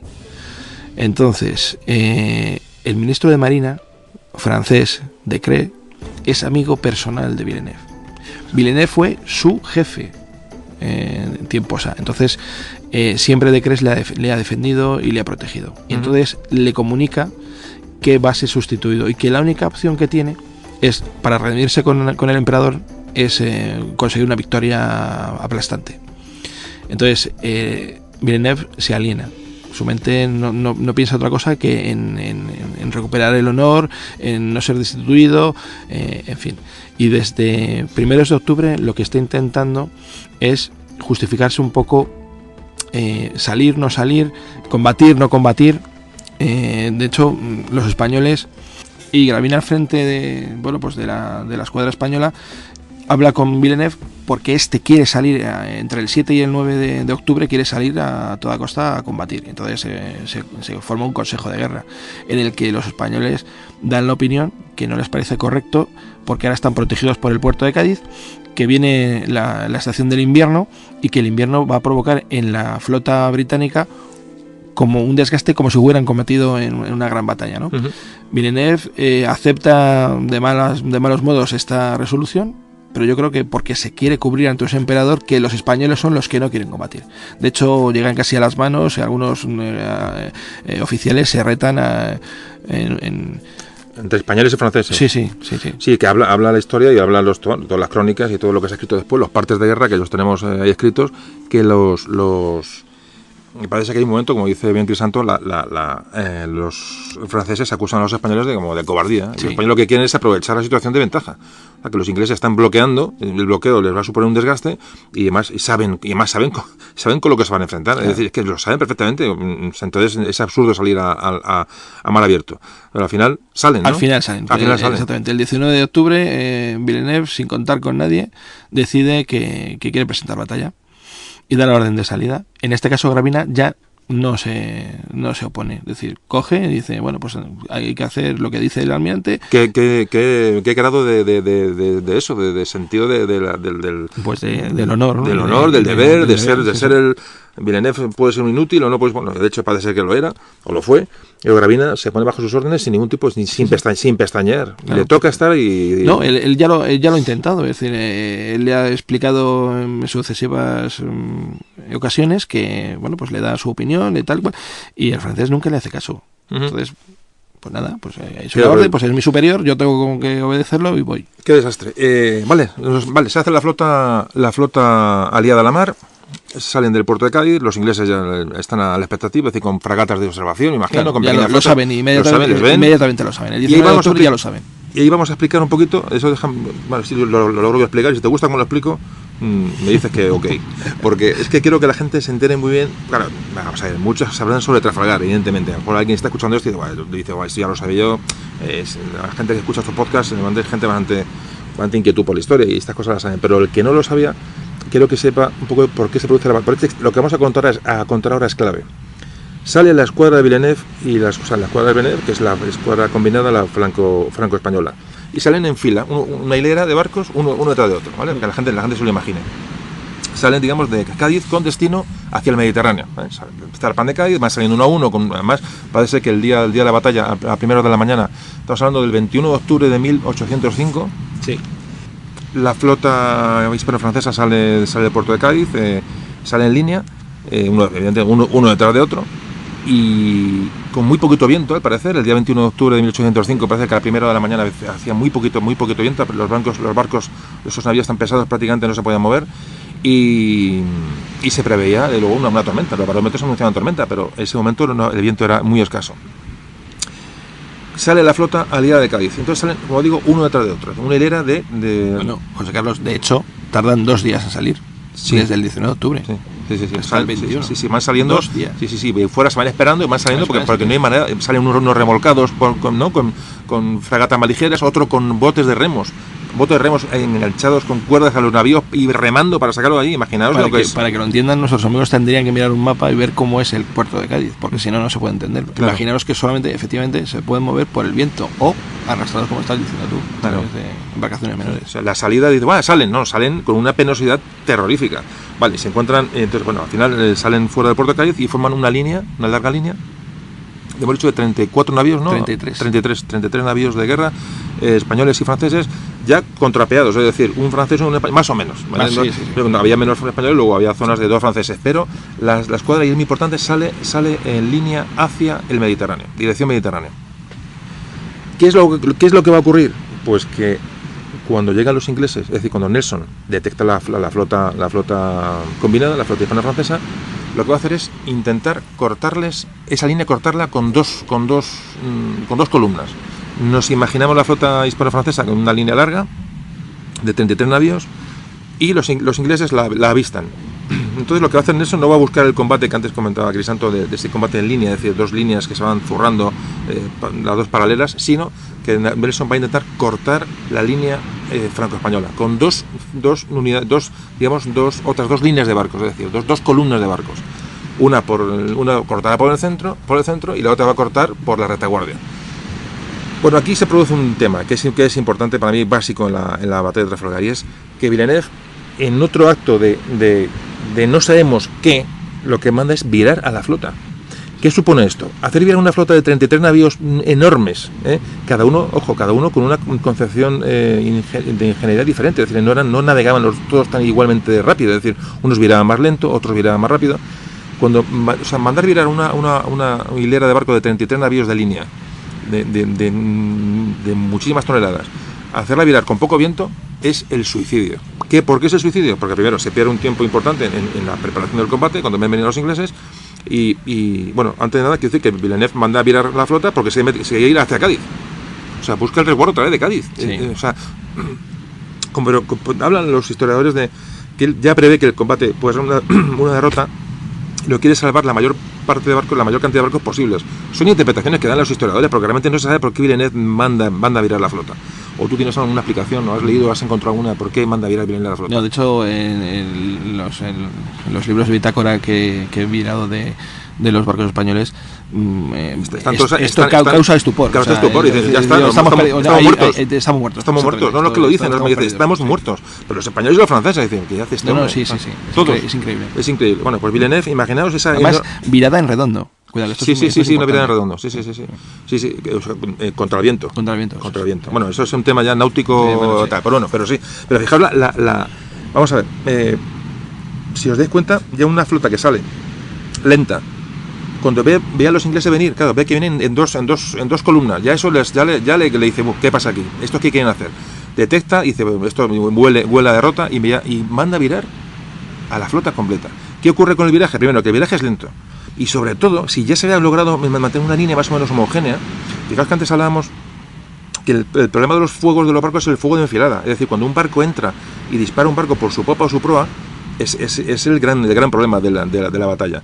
Si los ingleses llegaban y cortaban a la flota aliada y les atacaban por las popas y las proas, estábamos perdidos. Pero ¿por qué eso se va a producir? Porque al virar Villeneuve, y no sé si os estoy explicando suficientemente bien, va a crear muchos espacios entre los barcos. Es decir, los barcos tienen que ir uno pegado al otro, para que los ingleses no se metieran entre uno y otro. Es decir, recibir la línea lo más cohesionada posible, con cortos espacios entre navío y navío, para que no hubiera un barco inglés no pudiera entrar, se tuviera que chocar con ellos. ¿Qué ocurre? Al virar, los espacios entre navío y navío se hacen enormes, porque no hay viento, no viran. Es decir, la línea de la flota combinada francesa se convierte en un caos. No hay hilera, no hay nada, es una amalgama de barcos. Sí. Hay barcos incluso que se doblan, es decir, que se quedan ellos mismos en paralelo, con lo cual, cuando llegan los ingleses no pueden ni disparar. Claro. Además se abordan entre ellos, hay choques entre los barcos. Se chocan entre ellos, entre franceses, españoles, no da igual la nacionalidad. O sea, hay abordajes entre los propios. Claro, que se convierte en un auténtico caos. Y además de una forma muy muy lenta, y todos viendo que se echan encima los ingleses. Y viendo que vienen los ingleses. Y que esto no funciona. No sé si estáis comprendiendo un poco el nivel del que estamos hablando, que Trafalgar es una derrota, pero que evidentemente se podía haber convertido en unas tablas, probablemente, ¿no? Bueno, como pasó en Finisterre. Pasó en Finisterre. Que bueno, aunque se perdieron 2 barcos, pero las bajas que tuvieron los ingleses y los españoles fueron similares. Claro. En torno a 200 bajas. Y con otro tema, que cuando una flota está preparada de una manera concreta, es decir, la parte de lo que era la vanguardia se convierte en retaguardia, que era la zona Gravina, la que se llamaba la escuadra de observación, ¿no? La escuadra de observación. La mandaba Gravina.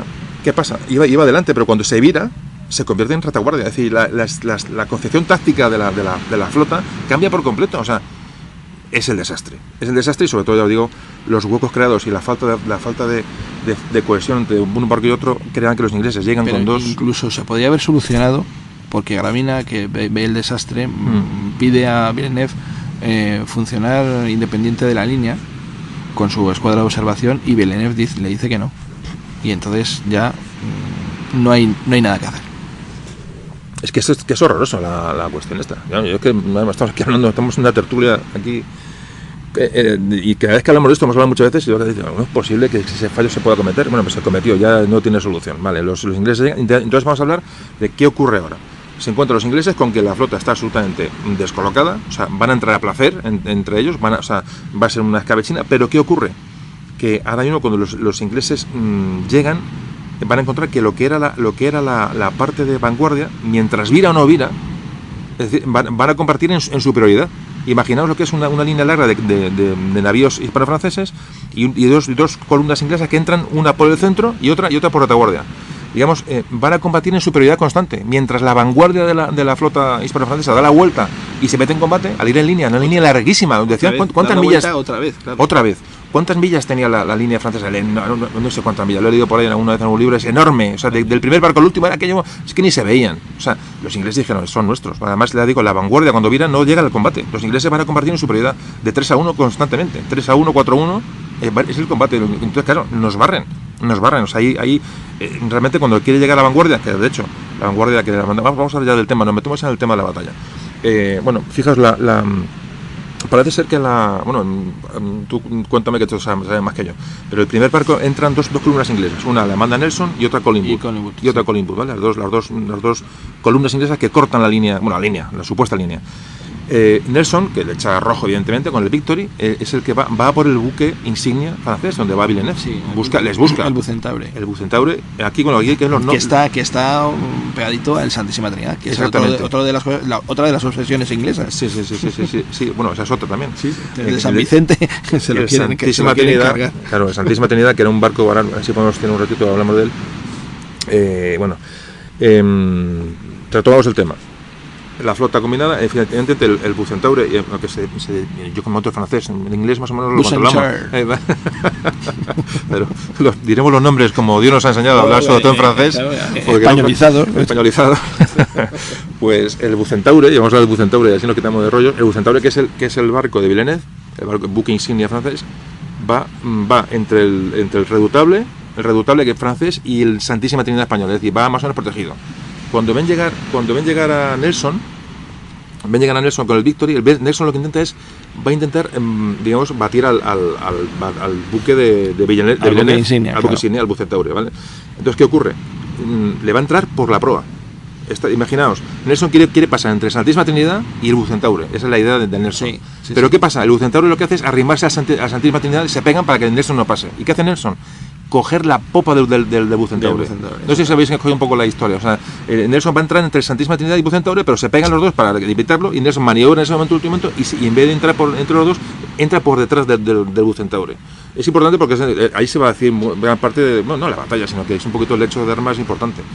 Entonces, cuentan que la barrida, o sea, el fuego de enfilada, lo que antes hablábamos, un poquito atrás, y vamos a hablar unos pequeños detalles de la batalla, el fuego de enfilada del Victory de Nelson sobre el Bucentaure de Villeneuve es aterrador, mucho más que aterrador. Catastrófico. Pero catastrófico. O sea, bueno, pues cuando Nelson pasa por la popa del Bucentaure de Villeneuve, la andanada que lanza va a matar prácticamente a 200 hombres. 200 hombres de una tripulación de 900 aproximadamente, el Bucentaure de Villeneuve, va a matar a 200, de una pasada.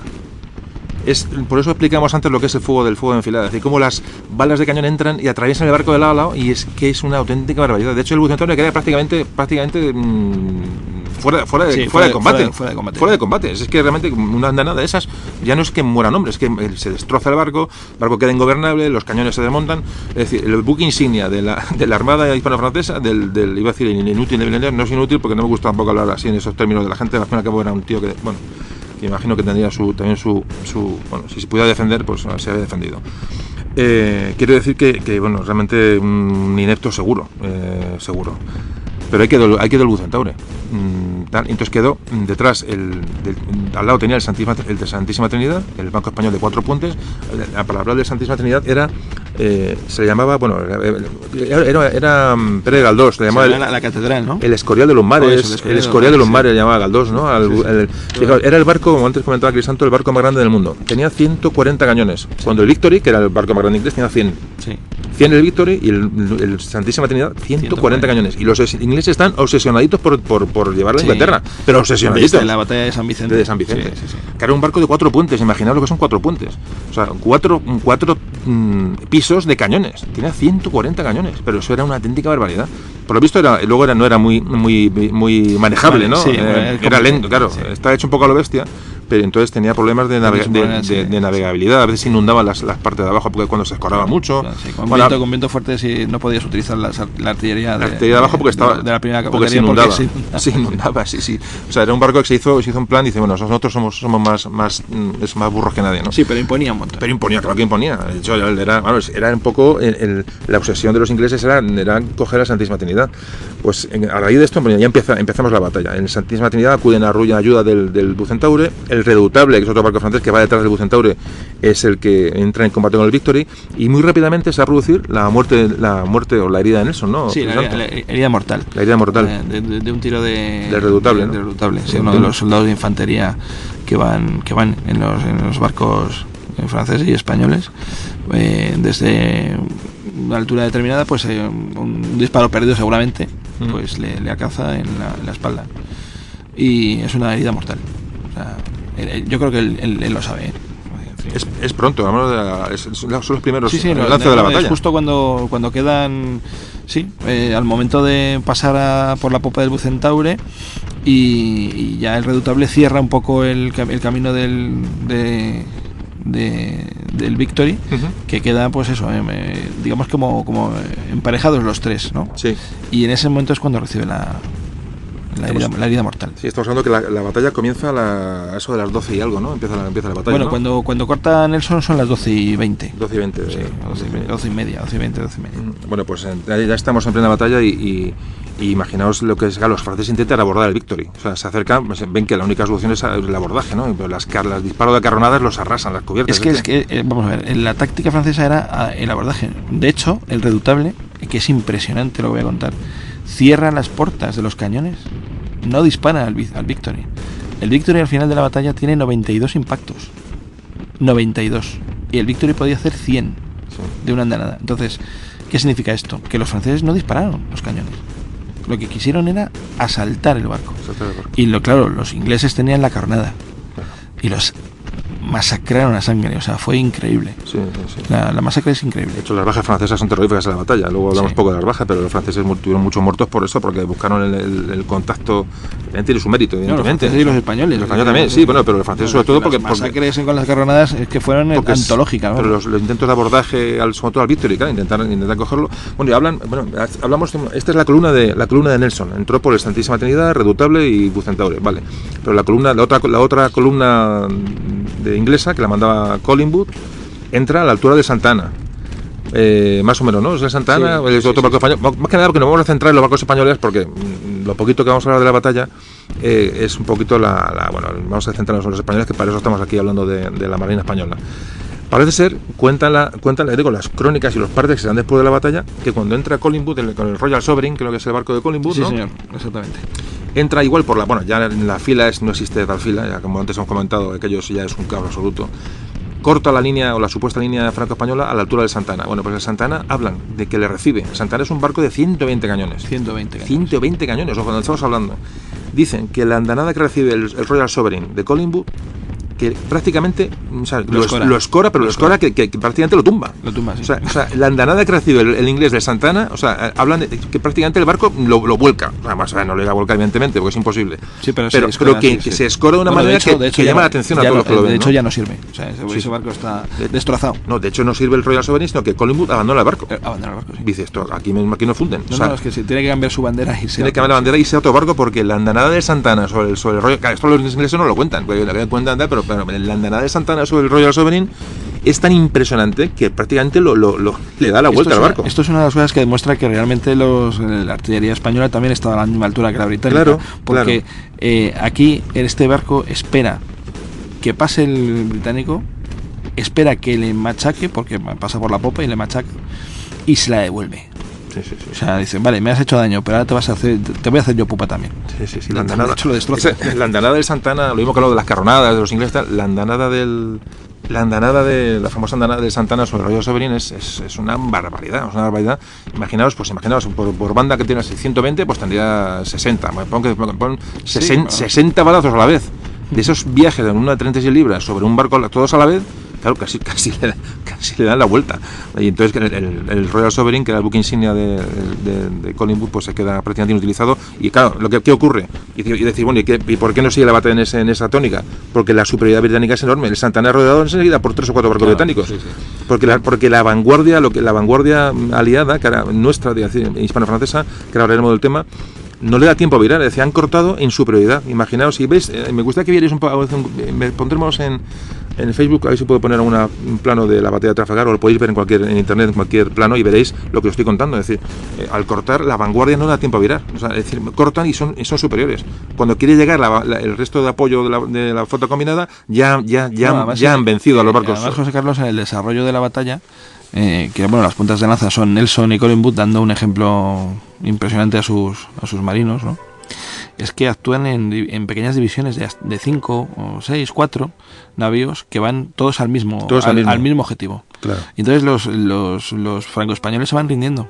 Claro. No tienen opción. Es que no tienen ninguna opción. Claro, y cuando llega la ayuda de uno o dos navios, ya le reciben otros 5. Es decir, siempre han estado en superioridad. Yo creo que esa es la clave de Trafalgar. Pero porque Villeneuve está empeñado en luchar en línea. Claro. O sea, es que no... Porque, bueno, de hecho hay cartas que se escribe con el ministro de Marina, de Cree, que le dice que él no cree que pueda luchar de otra manera.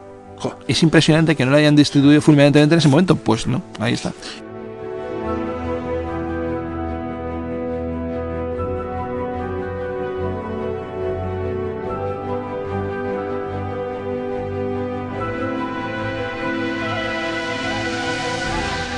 Y porque es cierto que Gravina le pide actuar en solitario. Independiente. De hecho, la flota combinada evoluciona en cuatro divisiones, ¿no? Sí.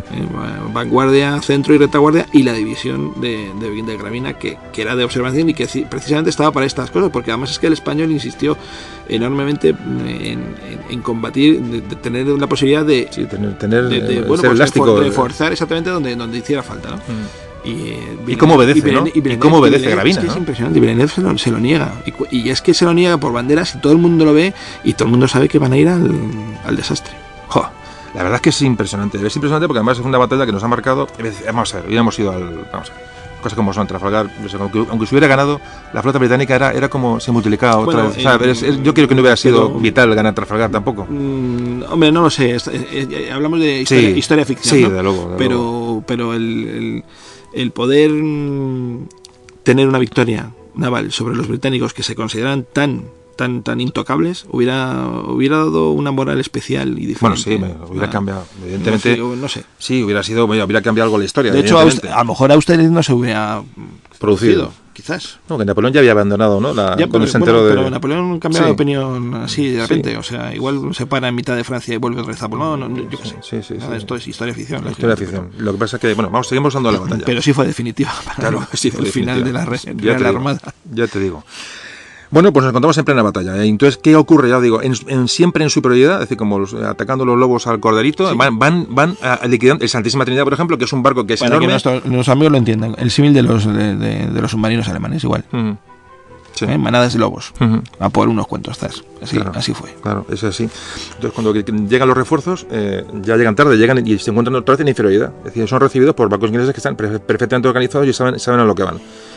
Bueno, en barcos españoles, el Santa Ana, el Santísima Trinidad, ese barco de 4 puntes que fue rendido ya cuando prácticamente tenía 200 muertos, ya prácticamente 200 muertos. O sea, un barco tenía de tripulación un poco más de 1000 hombres, fijaos, más de 1000 hombres en un cascarón, Dios mío lo que tuvo que ser aquello, y cuando ya superan los muertos prácticamente la posibilidad de defenderse y cuando los cañones desmontados, y habla el capitán del Santísima Trinidad, creo que Hidalgo de Cisneros, que es el capitán de Trinidad, que está herido, por cierto, ya sus oficiales le informan que no están disparando, o sea, no hay cañones para disparar.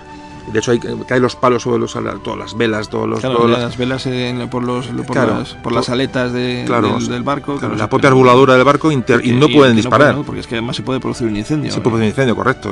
Y nos pasa lo que pasó en Abuquer, ¿no? Claro. Entonces, ¿qué ocurre? Que ya rinden el Santísima Trinidad, pero tras 3 horas casi de combate, 2 horas y pico de combate largas, recibiendo cañonazos y casi sin disparar, porque no podían disparar. O sea, es que es una historia tan crítica, tan tremenda y tan horrible que realmente da pena porque tuvieron la oportunidad de defenderse y no les dio oportunidad por una mala maniobra.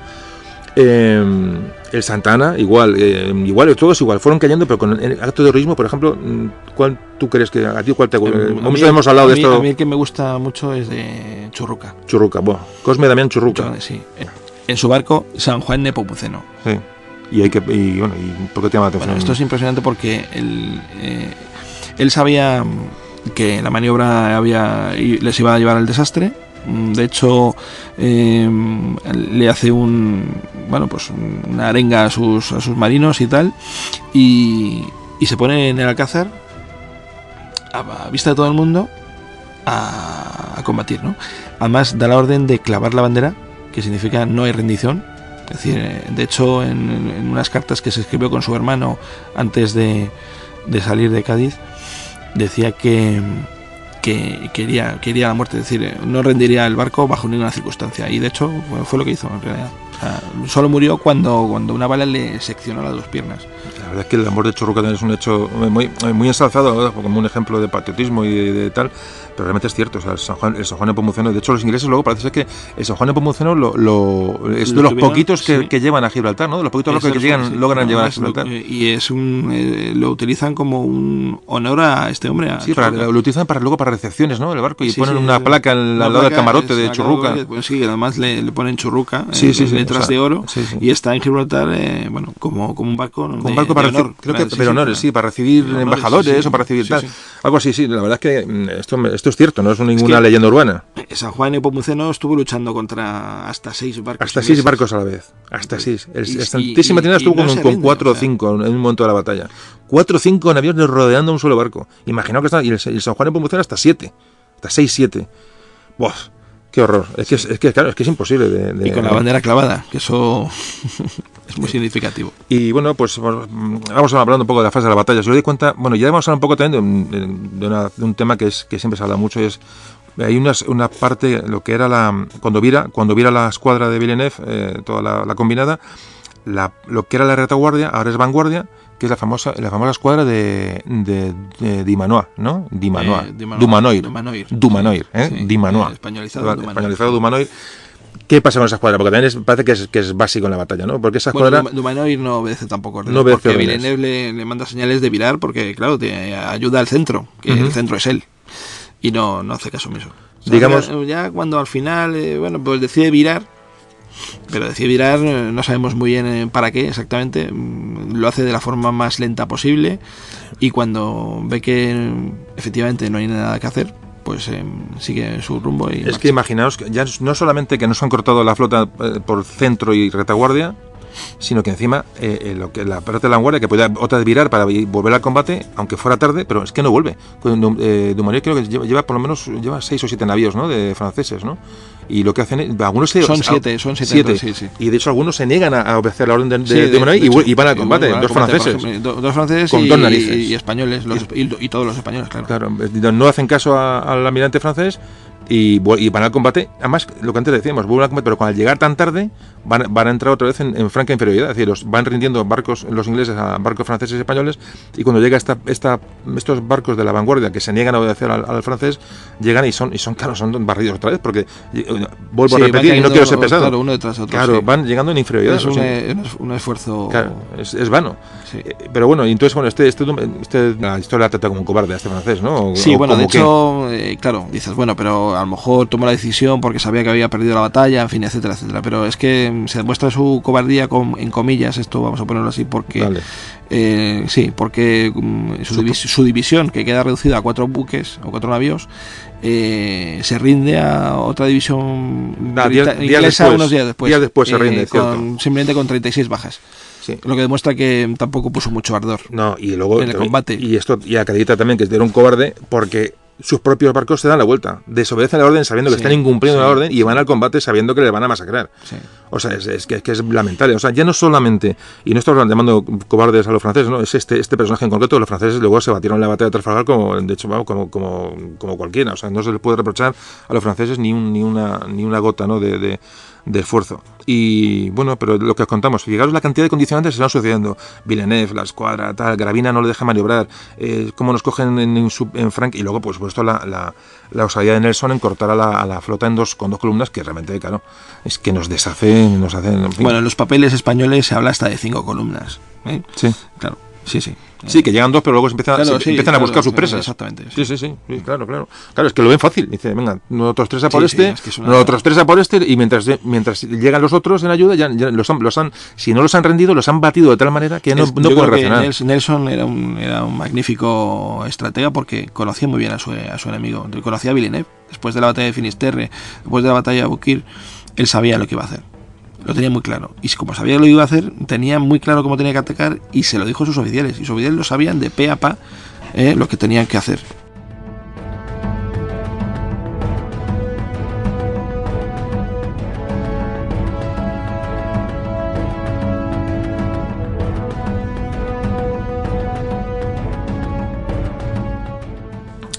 Bueno, pues esta es la cuestión y vamos ya llegando al final de la batalla. Ya digo que hemos hablado un poquito muy por encima, pero yo creo que es suficiente, y al que quiera documentarse más, tiene 1000 obras para leer, que podéis elegirlas. Hay mucho sobre Trafalgar, afortunadamente. Ha sido el 200, o sea, el segundo centenario hace poco, y hay mucha bibliografía. Tenéis novelas para leer fáciles, libros de ensayos maravillosos, y a ver si me acuerdo, igual en Facebook os pongo algún tipo de bibliografía para que lo veáis y podéis leer, porque vale la pena. La verdad que vamos a ver, estamos hablando de derrotas, pero quizás son lo que más hay que destacar, ¿no? La gente que fue derrotada, porque realmente las victorias pues son más fáciles. Es que es curioso Trafalgar, es una derrota heroica, sí. No sé, es el fin de un imperio. Sí, pero que no queda como la derrota de San Vicente, que San Vicente son 4 barcos los que se pierden, y que no se pierden nada en realidad, y es como que no, qué mal. Y en cambio la de Trafalgar, que es una derrota brutal, con miles de muertos, y que desaparece la Real Armada casi por completo. No es que desaparezca, pero bueno, que queda muy desorganizada y muy mal. Se queda sin medios. Es como si, bueno, muy heroico, todo muy ensalzado, en fin, se volcó el Estado con las víctimas, ¿no? En fin, fue tremendo, es una cosa impresionante. Bueno, pues ahora prácticamente hemos llegado al final de la batalla, y bueno, y me gustaría dar las gracias a Crisanto. Hombre, gracias. Pero muchas gracias, y espero verte por aquí otra vez. Sí.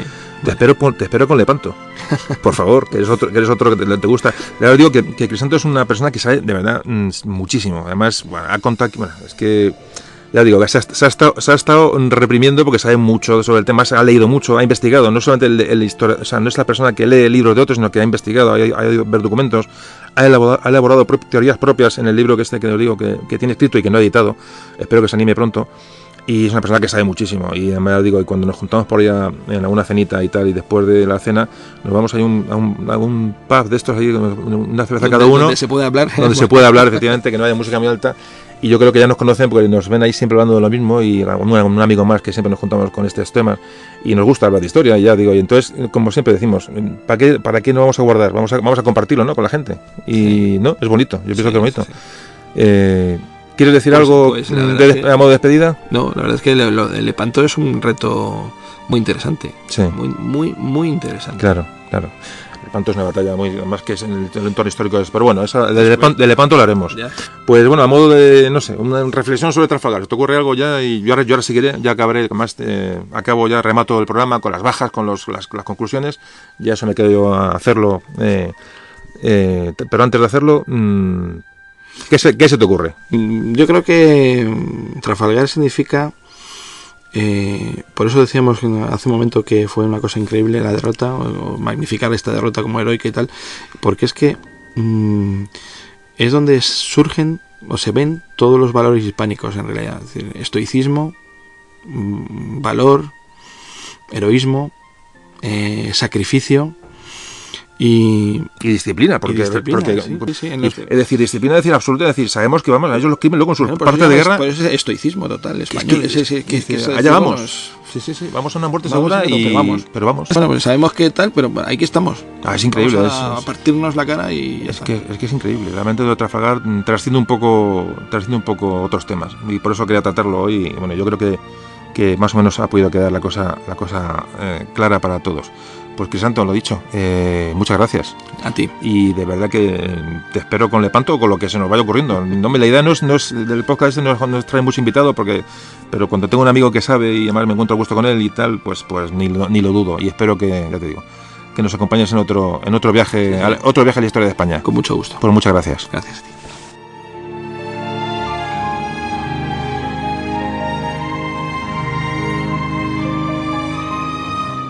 Y bueno, y la batalla terminó, con una derrota evidentemente de la escuadra combinada, una derrota aliada. De los 33 navíos que formaban la flota combinada, solo 15 lograron retirarse sin entregarse a los ingleses. Los otros 18 se habían rendido a los británicos. Gravina se dirigió a Cádiz con su príncipe de Asturias revolcado, pero el protagonista realmente de esta postbatalla fue el temporal. El temporal que esperaban todos se produjo, que llegaría hasta el 27 de octubre, es decir, del 21 de octubre, fecha de la batalla, hasta el 27, prácticamente una semana, hubo un fortísimo temporal en la zona del estrecho, que acabó de destrozar a las flotas contendientes. Cuando llegan a Cádiz todos los navíos de la flota combinada hispano-francesa, rápidamente se reorganizan, buscan tripulaciones, completan tripulaciones como pueden, para echarse otra vez a la mar e intentar rescatar a los barcos que habían apresado los ingleses. Fijaos qué manera de luchar, ¿no? Claro, ¿qué pasaba? Pues que los ingleses habían apresado barcos de la flota combinada, pero no tenían suficiente tripulación para gobernarlos, y además, si a esto se le suma la gran tormenta, todavía mucho más complicado. Pues hubo numerosas rebeliones en los barcos de tanto franceses como españoles para deshacerse de los ingleses que les llevaban a remolque. Los barcos, españoles y franceses que salieron de Cádiz lograron intimidar a los ingleses que iban remolcando esos barcos, como antes comentaba, con lo cual se rescataron varios navíos que los ingleses se llevaban a Gibraltar. Pero la situación era muy, muy complicada, complicadísima. Por ejemplo, el 22 de octubre, el día después de la batalla, el Redoutable, el navío francés que iba remolcado por un navío inglés, pues se hundió. Ahí murieron muchos marineros heridos que no se pudieron trasladar, como pasó con el Santísima Trinidad, pues no dio tiempo a sacar a todos los heridos del navío y se hundió con ellos. La verdad, verdaderamente triste la situación y realmente escalofriante. El Santísima Trinidad, como antes comentábamos, pues también se hundió con casi 100 heridos dentro, no dio tiempo a sacar a todos. Claro, los ingleses se dan cuenta de que van a perder todas las presas, la van a perder porque no pueden gobernar los navíos revolcando y los navíos revolcados con marineros que están deseando la rebelión. Y de hecho, para evitar este problema, quemaron varios navíos de la combinada porque ya veían que era imposible llevárselos a Gibraltar. Bueno, pues esos navíos españoles que salen de Cádiz para intentar rescatar a sus compañeros, por ejemplo, el navío El Rayo, el San Francisco de Asís, el San Justo, el Montañés, se dirigen, avistan al Santa Ana que está siendo remolcado por navíos ingleses hacia Gibraltar. Entonces se acercan a estos navíos ingleses para intimidar y evidentemente hace que los ingleses lo sueltan al Santa Ana, que era uno de esos navíos importantes de la flota española, y es remolcado hasta Cádiz, habiéndole liberado de los captores ingleses. Hay que decir que muchos de estos barcos a la vuelta encallaron en las costas de toda la zona de Cádiz. La verdad es que meternos en detalles es un poquito ya complejo porque llevaba mucho tiempo, pero realmente fue terrorífico. Ya digo, después de la batalla, con el agotamiento de las tripulaciones, con los barcos en mal estado, prácticamente navegaban bajo mínimos, pues a la vuelta, con el gran oleaje, muchos fueron contra la costa. Bueno, después de los 18 barcos que los británicos capturaron, tan solo llevaron a Gibraltar 4. Entre ellos el San Juan Nepomuceno y el San Ildefonso, más dos franceses. ¿Qué pasó después? Bueno, pues que el almirante Rosilly llegó a Cádiz. El almirante que iba a sustituir a Villeneuve llegó a Cádiz el 25 de octubre. Y se encontró, pues eso, imaginaos con lo que se encontró en Cádiz. Con los restos de aquella increíble escuadra, se encontró con que solamente 5 navíos estaban en condiciones de combatir. Así que decide quedarse allí y esperar órdenes de Napoleón.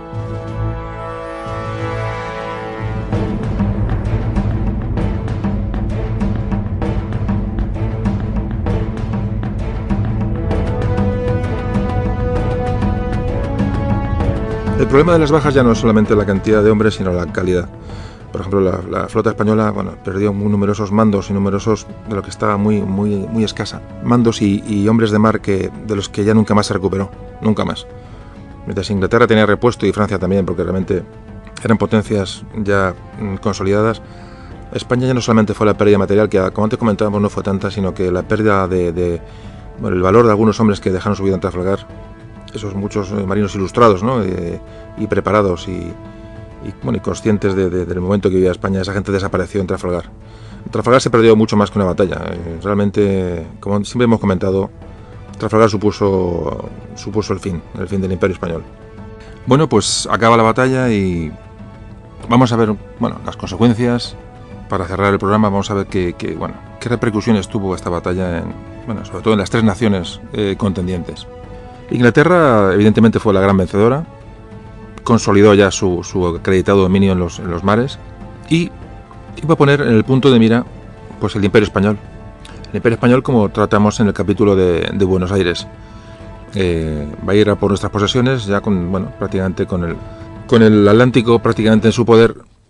Fija su vista en las provincias de América y la cosa se va a quedar en Buenos Aires, afortunadamente. porque cuando Napoleón invade la península, bueno, pues el ejército británico que estaba destinado a ir a América, pues cambia la orientación y va a venir a España pues a combatir a Napoleón en nuestro territorio. Francia, pues abandona los planes de Napoleón, esos planes primero los planes de ultramar y los planes de invasión de Inglaterra, y eso lo olvida absolutamente. Como antes comentábamos, se va a centrar en la guerra en el continente, y la primera batalla, la primera campaña va a ser contra los rusos y los austriacos, que terminará con Austerlitz, con una victoria absolutamente abrumadora. La marina francesa tenía prácticamente 100 navíos y unas 50 fragatas, es decir, que una flota muy numerosa, pero flota numerosa que no iba a ningún lado en comparación con la británica, con lo cual, bueno, los planes marítimos de Napoleón quedan absolutamente en un segundo plano. Ya nunca más volverá a usar su flota Francia en una acción decisiva. El que sale con peores resultados de Trafalgar es España. Bueno, ya venía de atrás, desde luego, no podemos culpar a Trafalgar del decaimiento de España. La cosa venía de lejos. No tanto por las unidades navales que pierde, que son algunas, que prácticamente después de Trafalgar se estima que hay unos entre 40 y 50 navíos de línea aún en poder de la flota española, pero la escasez de presupuestos, la guerra de independencia, todo lo que es la situación económica general va a impedir que la flota se remodele, se mantenga. Es decir, muchos navíos van a quedar prácticamente abandonados en los puertos y en los arsenales. Un auténtico desastre. Fijaos cómo estaba la flota española, que en 1835 España solo disponía de 3 navíos. 3. En fin, no hay mucho más que decir. Fijaos que el navío del que no hemos hablado ante nuestra charla, el Príncipe de Asturias, el que era el navío de Gravina, el barco en el que Gravina tenía su puesto de mando, se hundió en el puerto de La Habana en 1817, pero se hundió de viejo, de falta de mantenimiento. En Trafalgar, bueno, como antes también comentábamos, se perdieron hombres, se perdieron científicos, se perdieron hombres ilustrados. No fue solamente la derrota material. Y bueno, y como muchas veces hemos comentado, Trafalgar marca definitivamente el fin del dominio español, el fin del imperio español. Lo marca Trafalgar. Es una fecha que tenemos que guardar en nuestra memoria como, bueno, hay un antes y un después. La falta de una marina va a provocar una desconexión con América, va a provocar los inicios de los movimientos de emancipación en América. Bueno, pues va a comenzar la guerra de la independencia en España, como todos sabéis, a partir de 1808. Se va a producir el levantamiento del 2 de mayo en Madrid, que va a ser el detonante, ¿no?, del movimiento a nivel nacional. Y casualmente, como hemos hablado antes, la escuadra francesa que llega otra vez a Cádiz, después de Trafalgar, hay muchos barcos que llegan a Cádiz, están ahí anclados. Y en el momento que se producen los hechos del 2 de mayo, la flota francesa es obligada a capitular, va a quedar en manos españolas. Y debido a esto es cuando se produce la batalla de Bailén. Es decir, el ejército que va hacia el sur, hacia Andalucía, la misión de Dupont es liberar la flota francesa que hay en Cádiz. Y por eso baja Dupont de una manera rápida a intentar, una operación relámpago, liberar a los franceses que hay prisioneros en Cádiz por los españoles, puesto que ha habido un cambio de alianzas absolutamente traumático. Hemos pasado de estar aliados con los franceses a, después del 2 de mayo, detectar que aquello es una invasión, que aquello va a ser un engaño, y automáticamente pasamos a estar contra ellos. Bueno, pues esta campaña de Dupont hacia el sur se produce para liberar a la escuadra francesa en Cádiz, y va a dar lugar a la batalla de Belén, que supone una victoria de las tropas españolas sobre los franceses.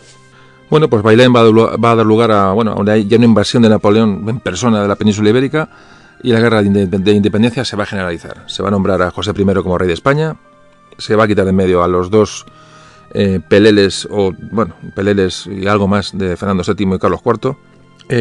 Comienza un periodo pues ya oscuro en adelante de la historia de España, muy oscuro. Pero ya es parte de la guerra de la independencia. Y bueno, y vamos a terminar con este capítulo de Trafalgar, pues analizando un poco la situación muy por encima. Fijaos cómo han cambiado las cosas. Hemos estado de aliados de Francia, hemos pasado a luchar contra ellos. Ahora todo con una convulsión terrible, se cambian las tornas y ahora somos enemigos de los franceses tras el 2 de mayo, tras Bailén, enemigos de los franceses con los que acabamos de luchar en Trafalgar mano a mano, y aliados con los ingleses que mandan un ejército a la península, el famoso ejército de Wellington. Es decir, fijaos, somos, bueno, esos cambios ya de esos cambios se deduce en qué situación estamos. Muchas veces cuando se ve la historia de lejos, dice, bueno, ¿cómo es posible que fuéramos aliados de Francia, luego enemigos, luego otra vez amigos? Los ingleses nos acaban de vencer en Trafalgar y al poco tiempo los tenemos en un ejército de aliado en la península. Desastroso. Realmente la época es horrible. Y luego si juntamos a todo esto la tradición de Fernando VII y el futuro que nos aguarda a principios del 19, la cuestión realmente se pone negra. Pero bueno, es la historia de España y hay que contarla y bueno, asumirla y punto, no hay ningún problema. Lo único que digo, es una época tan difícil de entender, el cambio de alianzas, que si no se explica un poco con detenimiento, pues nos podemos perder en estos pocos años que la cosa se pone muy difícil. Y bueno, pues vamos a terminar. Trafalgar, las bajas fueron tremendas, fueron españoles cerca de unos 1.200 muertos. Como luego se intenta rescatar los barcos, como el Santísima Trinidad, los ingleses lo tienen, ya digo, están obsesionados por su captura. Al final lo capturan, evidentemente, y mientras lo remolcan, pues el Santísima Trinidad se hunde, ese escorial de los mares, ese navío de 4 puentes se hunde, pero fijaros que lamentable, no da tiempo a sacar a los heridos que hay dentro, heridos muy mal heridos, y se hunde con casi 100 hombres dentro, en medio de la tempestad, ¿no? Los remolcadores ingleses no pueden, en fin, se tienen que deshacer de él y el navío se hunde. En algún lugar de cerca de Cádiz, pues por ahí andará el Santísima Trinidad, ese buque enorme. La cantidad el sufrimiento que pasó aquella gente. Franceses tuvieron también muchas bajas, cerca de 3.000 bajas de muertos. Los ingleses, unos 600 muertos. En fin, luego hay que decir que muchos heridos morían después, pero bueno, que murieron pues todos luchando por su país, por su bandera y por su supervivencia, porque realmente Inglaterra se jugó mucho en aquella batalla, muchísimo. Y bueno, esta es la historia, así de triste, batallas, guerras, pugnas. Y para cerrar Trafalgar, pues como siempre decimos, pues hoy hemos hablado de todos estos hombres. Churruca, de Gravina. Gravina, por cierto, murió poco tiempo después de la batalla a causa de las heridas. Muchos hombres que estuvieron en la expedición Malaspina murieron en Trafalgar, marinos ilustrados, pobres hombres de la costa, pescadores, gente que se alistó allí, como antes hablábamos, son igual de importantes. La gente dejó allí su vida, lucharon aquel día y bueno, y encontraron ahí su fin. No tiene mucha más explicación. A esta gente le hemos dedicado el programa, a los marinos españoles, a esa gente que no hace tanto tiempo pues les tocó vivir aquella época, sin más. Y como siempre decimos, nuestro recuerdo, nuestro respeto, y con este programa hemos querido rendirles un homenaje, creo que muy merecido, muy merecido. Vivieron una jornada de las más memorables de la historia de España, con toda seguridad. Y hasta aquí hemos llegado. Os espero en un nuevo programa. Memorias de un tambor.